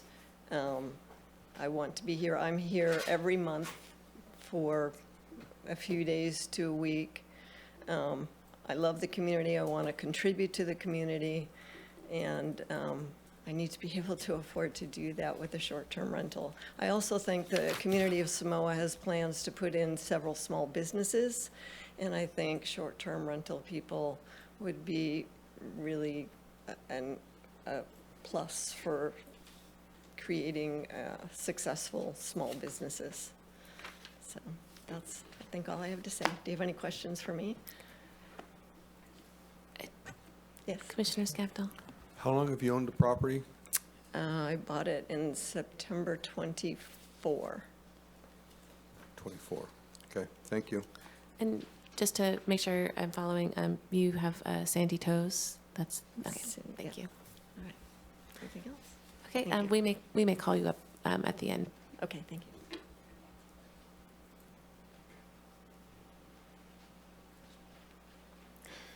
Hi, are you also an owner of one of the Yes, rental properties? I am. Okay. We are the other one.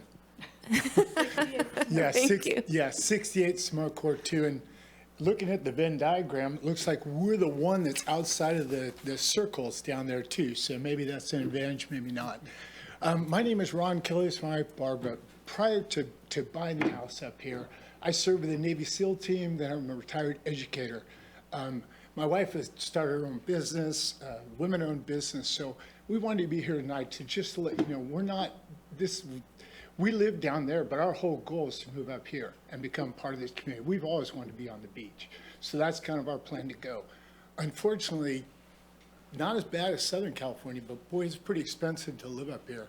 And so until we can retire, we were hoping you guys would grant us an exception so we can short-term rental it. We've put a bunch of money in for us and the family too, but it seems like the people who have been there have loved it. And much like was pointed out earlier, it's been just couples and a couple kids and stuff too. And a few dogs, you know, chewing up their furniture and stuff too. But, you know, without that, we're not going to be able to be up here. You know, we come up every month, but that's still going to leave our place empty, you know, a good portion of the year too. And that doesn't, a house should never not be lived in. It's not going to help the community not to have people coming here paying taxes, seeing this gorgeous area too. So, you know, it was also mentioned that Samoa is going to go up to, it looks like 111 pretty quick. And while I was a history teacher, 111, not 10.2 is not going to, you know, that's not even going to budge those numbers too on that. So I just thank you very much for listening to us on that. Appreciate it. Hi, I'm Barbara, his spouse. Anyway, we're not. What's that? I should probably stay. Oh, so we're not like a big company or anything like that. Like you said, we've always wanted to have a beach house. When we came to Samoa and checked out some of the places that were for sale, we fell in love with the town right away, and we knew we were going to buy. We met a lot of the neighbors. We just love the feel of it, and we like the vision that is. We can see the vision of the town and how it's going to expand and just get better and better all the time. We come up as much as we can. As soon as we retire, we'll be able to come up more and more. We don't have any complaints. We do our best to make the house very comfortable for people, and we bring in the old history of it as much as we can. It's unfortunate that, in a way, our road, while long, there's only houses sporadic and on one side, so it makes the concentration more difficult for us. But I don't feel like we're a detriment at all. I feel like we do all we can to make the town beautiful in ourselves. And I don't know, I just feel like we deserve a chance. I mean, we love the town. We plan to be there more and more all the time, hope to retire there. And I don't feel like, I feel like the people that you approved aren't any different than us. I mean, we had the same conditions on both of us. And it's, I don't know, hard when these people get it and these don't, and they're not any different, really. So anyway, I hope you consider it. We'd like you to, of course, but thank you for your time. Could I just ask you the same question? How long have you owned your home? We bought it well, it closed in August of '25. Okay, thank you. Yep. It closed, but the first day we were up here, though, our real estate agent showed us, we made an offer that day. You know, we were so taken by the whole thing, too. It was no, didn't even have to think about it. At that point in time, we had no thought to short-term rental. Oh, sorry.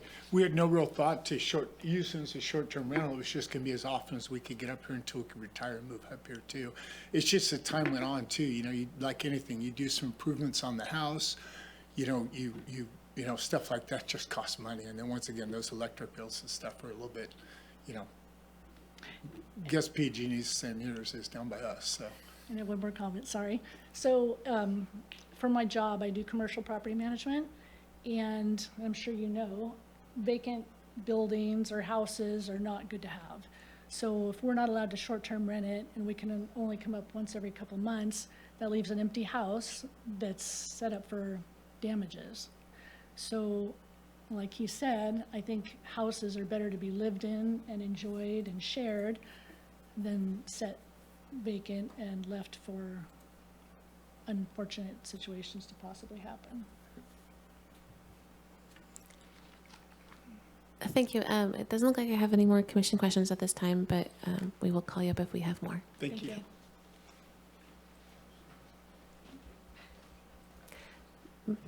Mr. Sawatsky, are you interested in addressing the commission again? I am, Chair West. I share Peggy's concerns. Self-proclaimed autistic savant psychic. I have visions of what happens out there when all these people drown, so that's part of my reason. I rarely come before a thing and hear testimony and do a 180. I was going to come out strongly against these particular projects. I think they should be welcome to our community. I think they're the people we need to have. I think they have responsible management here. And in fact, that's just about unheard of where I come in and change my mind on something with testimony. I'm hoping you folks will do the same thing, at least consider this. If not, put them in the queue for some other thing if somebody fails in their thing. But I really would like to see those two be approved. I think they're the kind of people we wish to have in Humboldt County.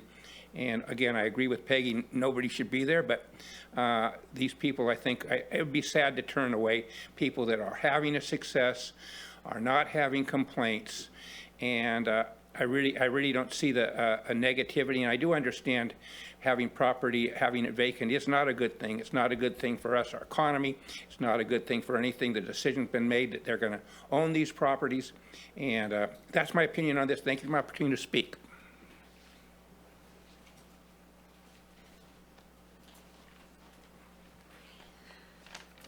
There. Yeah, I just wanted to say that, I don't think that there is much of a difference between the ones that we just approved for 3 with number 4 and 5, Sandy Toes and Ocean View, besides the, existence, the pre-existence. in general, like I keep saying, there's, been no neighborhood complaints. These owners are responsible and they want to, ensure quality time for their guests, to make sure that their houses are up to par, and they do everything, in compliance to run and operate, with the stipulations that have been put out. And guests have just been thrilled with both of these units. I mean, Barbara and Ron's Ocean View is dog-friendly, walk to the beach. There's, although there is one other unit on Samoa Court next to theirs, there's never been an issue. It's 2 bedrooms, 1 bath, very small. Like they said, it's usually couples and their dog, or, a family with kids. And I just wanted to reiterate that people are loving their units, and they're wonderful owners to work for, and they have always, just been about improving and making the experience for guests, and taking into consideration anything, any complaints or any kind of, backlash from the community, which we haven't had any of. But they are responsible, wonderful owners, and I'm happy to be managing these units for them, and I really hope that you consider them in your decision to possibly allow them to continue running. So that's all I have to say. Thank you so much.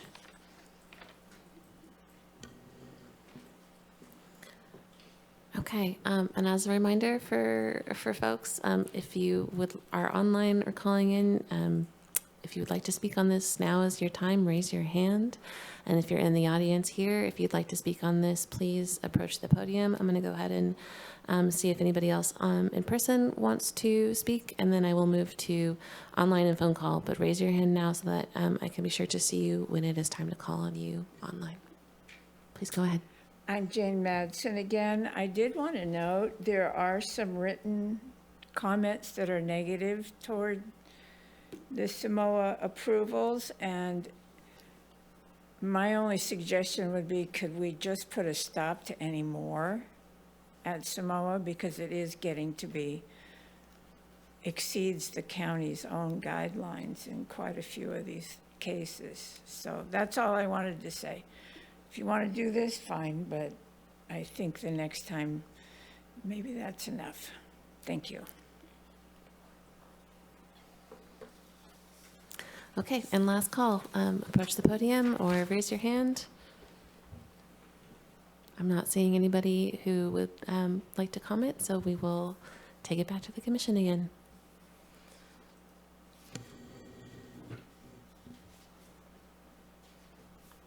Commissioner Kuriazi.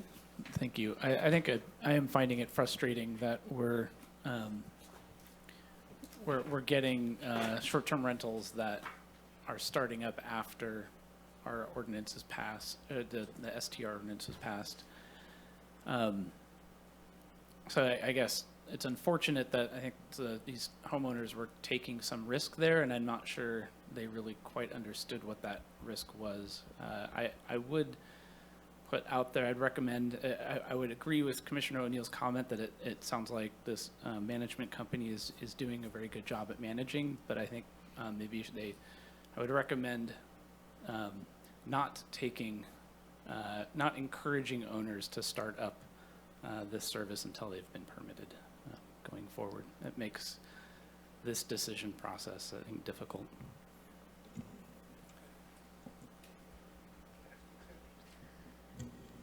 I'm sorry, the opportunity for public comment is over. I think I do have a question about the testimony we heard from Sandy Toes, and it sounded like, is Sandy Toes currently in operation? I believe they are, yes. Okay, so they were hearing about the process, came forward and did an application, but also started operating at the same time before an application was approved. Okay.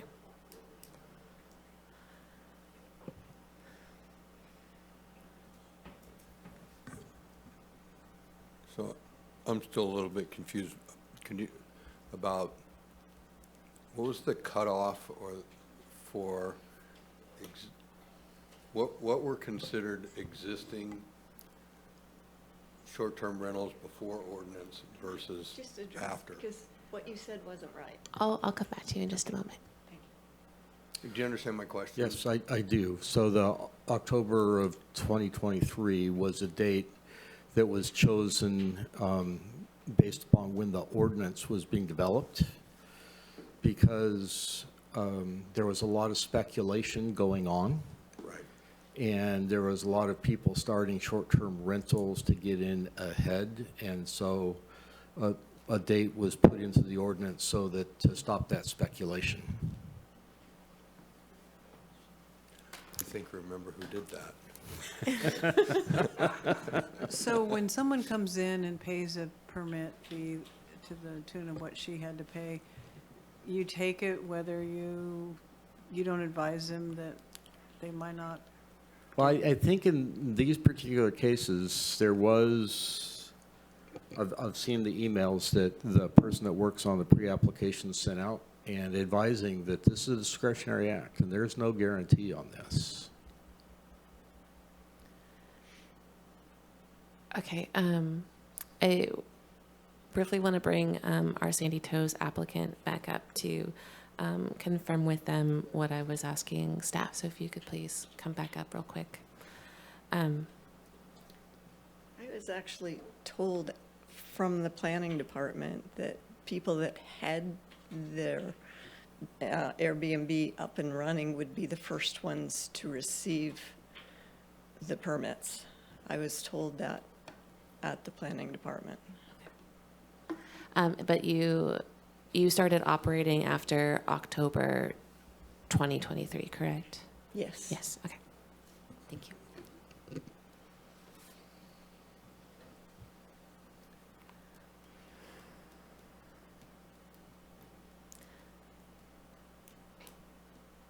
I will jump in with my comments. This is a really tough one. We spent a lot of time really considering it at the time and thinking about what vacation rental, short-term rentals meant in these communities, and spent a lot of time thinking about the cap. But we also put in this process for exceptions for cases when we couldn't. You can't ever make policies to account for every circumstance, and so we do have some discretion here, and I think I'm leaning towards supporting both of these rentals. It means a lot, I think, when an owner comes forth and takes the time, even particularly to come out from out of the area and give us testimony, and to me says a lot about the care for their property, and we haven't had any complaints that the planning commission or the planning department is aware of. So I'm inclined to make an exception in this case.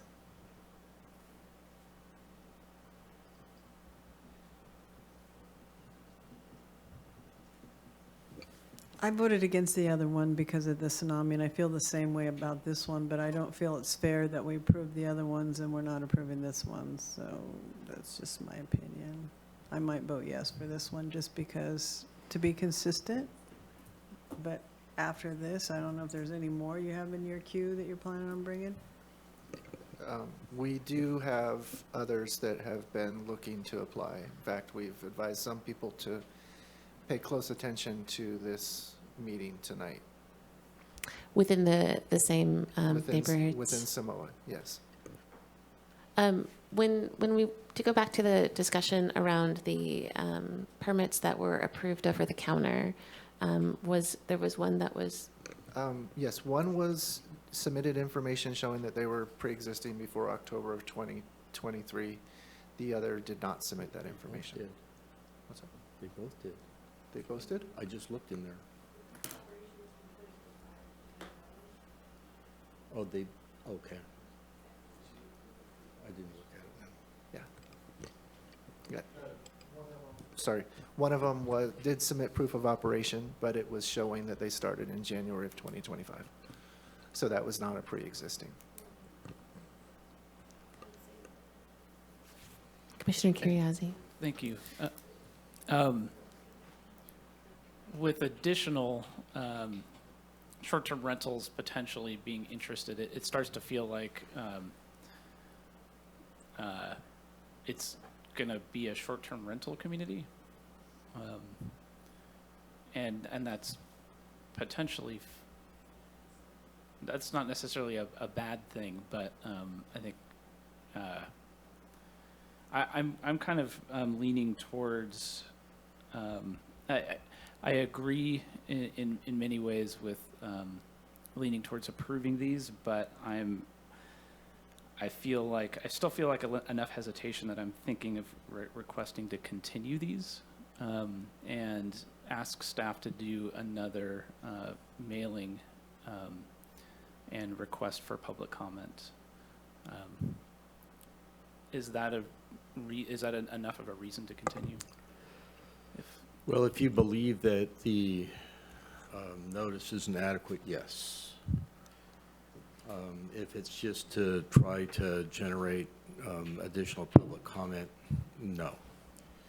I think the thing that the commission should also weigh at this point, given the fact that there are other applicants out there, is what would be the findings that you would make for these to support in light of the fact that they're already exceeding the concentration standards that are set in the ordinance. Because if these are somehow truly special, what would differentiate them from those that would come in the future?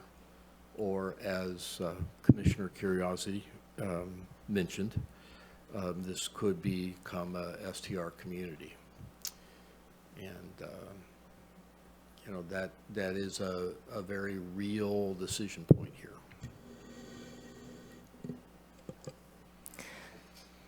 Commissioner Fulton.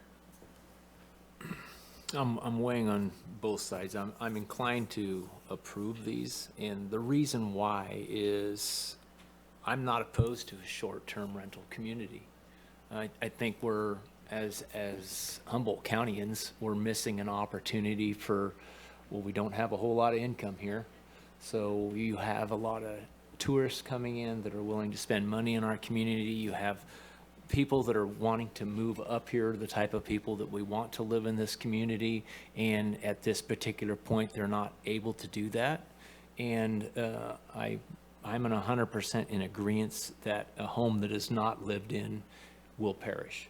Lack of use is the worst abuse, and having family members that have long-term rentals, I'm going to say that 60% of long-term rentals are detrimental to most homes. They're not cleaned as often as a short-term rental, so when the actual owners do get to come home to their home, they would end up having to do 100% remodel of their home that they cherish, that they want to move to a community that is amazing. Samoa has undergone a lot of facelift, a lot of change. I've found that most short-term rentals are very well taken care of. They actually enhance the view shed, if you want to say that, of a community. Me personally saying that, that's how I see it. So that's just my 2 cents on the deal. At the same time, I can agree with Commissioner O'Neill that nobody should live there, but it was a mill community for a long time. There's been a lot of people living there for a long time. We just can't walk away and leave the place to look like Big Lagoon housing. I will, when I was considering the short-term rental ordinance and was supportive of the cap, I do think that there is a balance with these types of rentals in the community, because if when they get to be sort of a commodity, you can impact the affordability of housing, and what something that you think could be helping the economy could also be a detriment to folks living here. And there's a seasonality to short-term rentals oftentimes, in that it has its own impacts on the quality and character of a community. And so I think when we were considering a cap, we were trying to balance a lot of what you were just saying. So typically, I'm surprised at myself that I'm in support of these. I think we're running up on the end of our time for tonight, and I want to check in with staff on that shortly. So maybe just to cut to the chase. Yeah. If the commission is inclined to support a motion to approve, recommend that you adopt a resolution of intent to approve with direction to staff to prepare findings to support approval. Because the resolution right now doesn't do that. I think I'm hearing a lot of, and I think I'm on the. I've said that I'm inclined to support, but I'm also a little bit on the fence. I think when we're talking about some of the concerns about fairness, but I'm also feeling like we don't have a ton of time to unpack that. But if there are commissioners who are willing and ready to make motions, I don't want to impede that. I want to make a comment. Yeah, Commissioner Not necessarily a Scavone. motion. And it kind of maybe came out early with an opinion, thinking that we were through the public hearing, and now I'm on the fence. You know, maybe I'm flip-flopping like Red here. My hang-up is this: when we went through a lot of hearings and a lot of process to adopt this ordinance, and we heard from a lot of people, and we set the cutoff period as October of 2023 because we didn't want people coming up here speculating buying a home on making it a short-term rental. We wanted them to be aware, and we made sure the real estate community was aware of that, and it was published in the paper, and it was out there. So so starting a short-term rental after October 2023 was a risk, and people should have been aware. So that's a bit of my hang-up, and we set the limits for a couple of reasons. One was to protect the housing stock in a community, and the other was just to protect the neighborhoods from having blocks of short-term rentals. And so that's where I'm hung up. And I was prepared, no, because I hadn't heard from the property owners. And it's easy to say no when you haven't heard from the property owners and the people that are directly impacted. And it's harder to say no after you do. But I will say, if we vote, if we say yes on these, well, we'll make an exception for these two. Then the next meeting, we'll hear from all the other property owners that also bought a house that are speculating to make short-term rental. And here we go. So that's my hang-up. Sometimes it's hard to hold the party line or hold the lines of the ordinances that we drafted. And we went through a lot of effort to draft this ordinance. And I think for, you know, and this is like, again, this is the first test of the ordinance, and we're going to waffle on it. Those are kind of my hang-ups right there. So,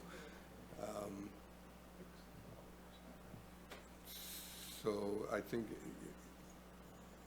think in the long-term interest of the community, we have to limit the number of short-term rentals that are going to be out there. And I don't disagree that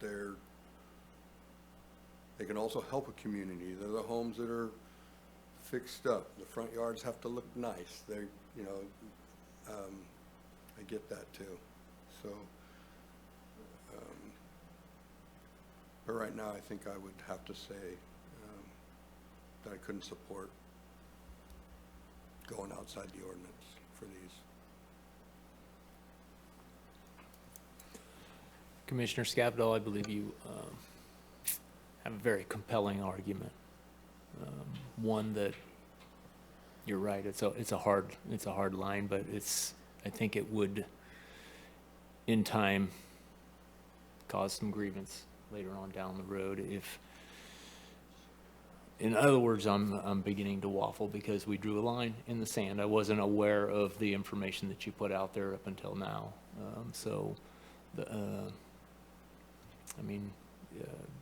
there was it appears that there was a lot of time, effort, and thought put into the ordinance itself.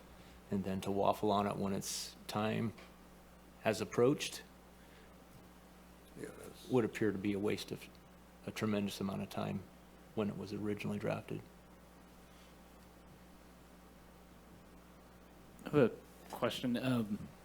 Director Ford, you proposed drafting findings for an approval. I wouldn't, would you be able to do that tonight? I wouldn't be comfortable. No, it would be a continuance.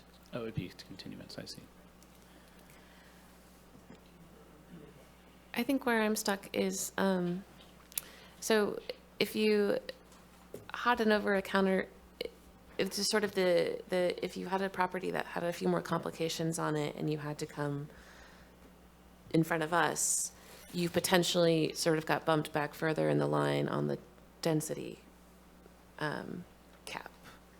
Is that sort of how I'm understanding there was an over-the-counter approval for a property in Samoa that started operating in 2025 that was new? Could I ask staff a question? Yeah. Yeah. Which is the one that was 2025, staying right in the center? The one on Fenwick? Or is it the one over towards the bay?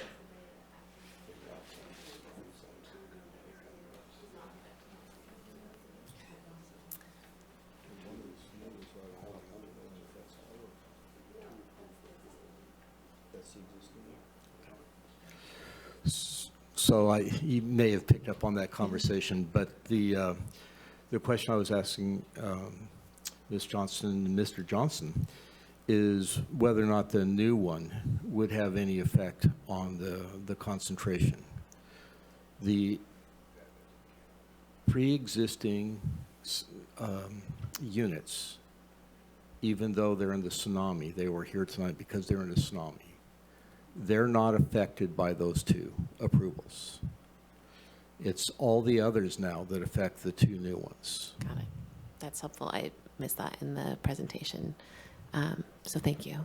Yeah. So then that is no longer a hang-up. So I think we are at the point where we need to take some action of some sort because we are out of time for the evening.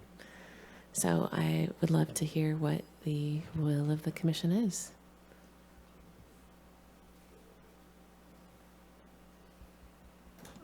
I think I'm leaning towards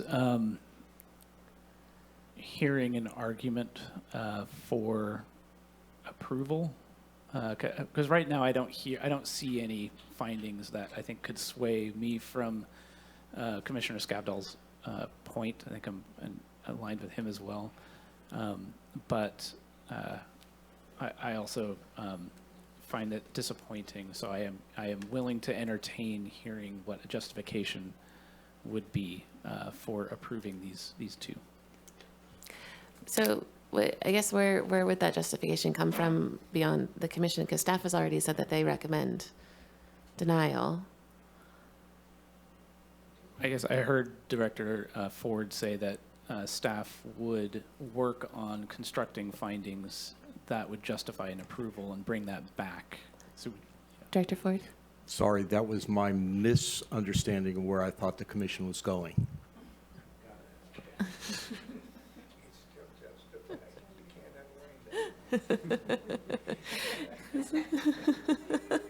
So, because correct me if I'm wrong, but we've heard our testimony from the members of the public and from our applicants, and we've discussed it quite a bit amongst ourselves. Yeah. Yeah, I'm struggling to write down findings that would justify approving. Is that a motion?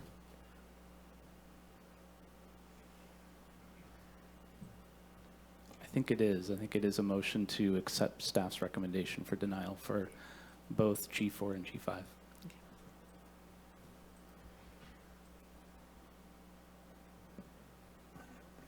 I'll begrudgingly second that motion and encourage the applicants to move to Samoa. Okay, I have a motion and I have a second. Do I have any further commission discussion on the motion? May I please get a roll call vote? Commissioner Fulton, Yes. Commissioner Curriasi, Yes. Commissioner O'Neill, Yes. Commissioner West, Yes. Commissioner Scavdall. Yes. Motion passes.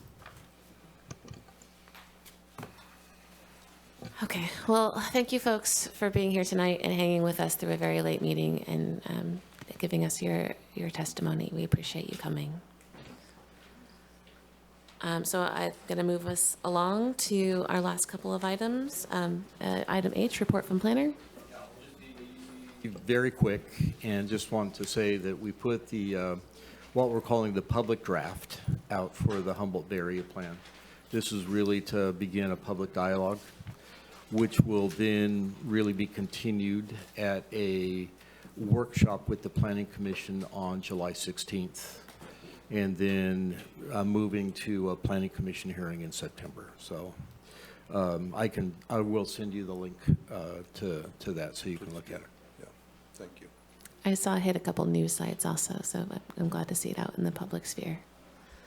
Okay, item I, Planning Commission discussion items. I have a question regarding some testimony earlier of you, John. Two speakers alleged that there's economic enterprises operating. I think one was the Mercer Fraser Quarry and the other one was Miranda's Rescue without a valid permit. Is that true? No. They both have permits?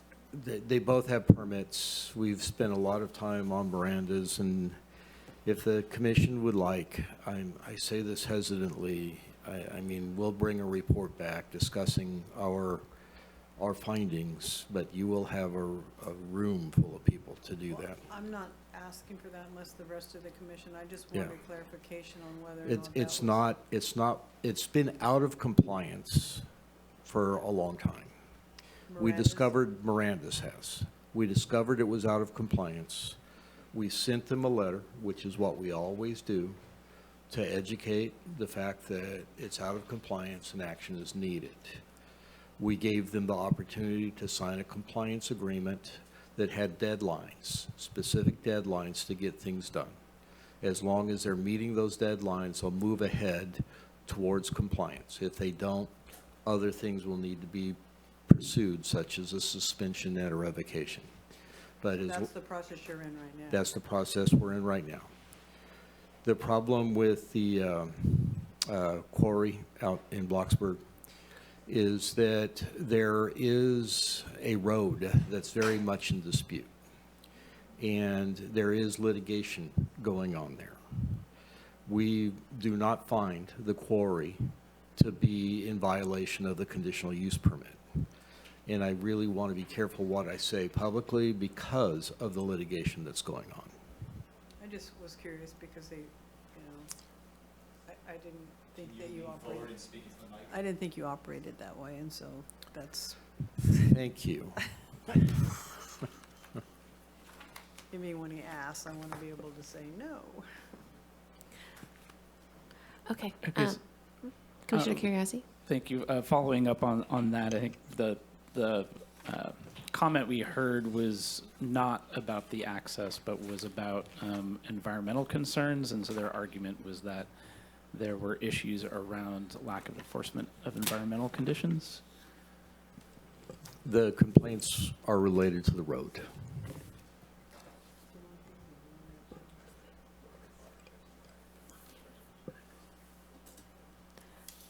Okay, any other planning commission discussion items? I think I would still put forward to the commission if they would be interested in a report on the Bridgeville Quarry. Was that of interest to any other commissioners? All right, so this is a request to agendize. Yeah. I will have to recuse myself from that.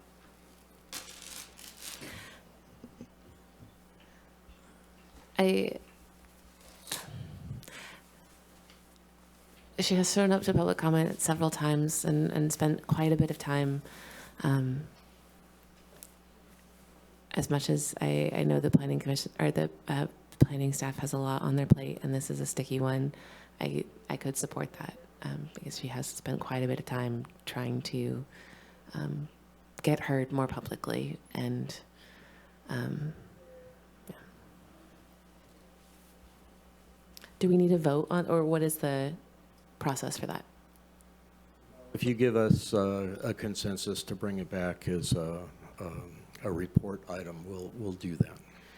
Do we have consensus? I think we need to hear from a couple other commissioners on that. And I think to clarify, I'm not asking for a report on the access road. I'm asking for a report from staff on compliance of conditions that are for environmental, or if there are any. The issues are not with the quarry. I'm happy to bring back a report on that. I'm not that interested in getting in the middle of a civil dispute or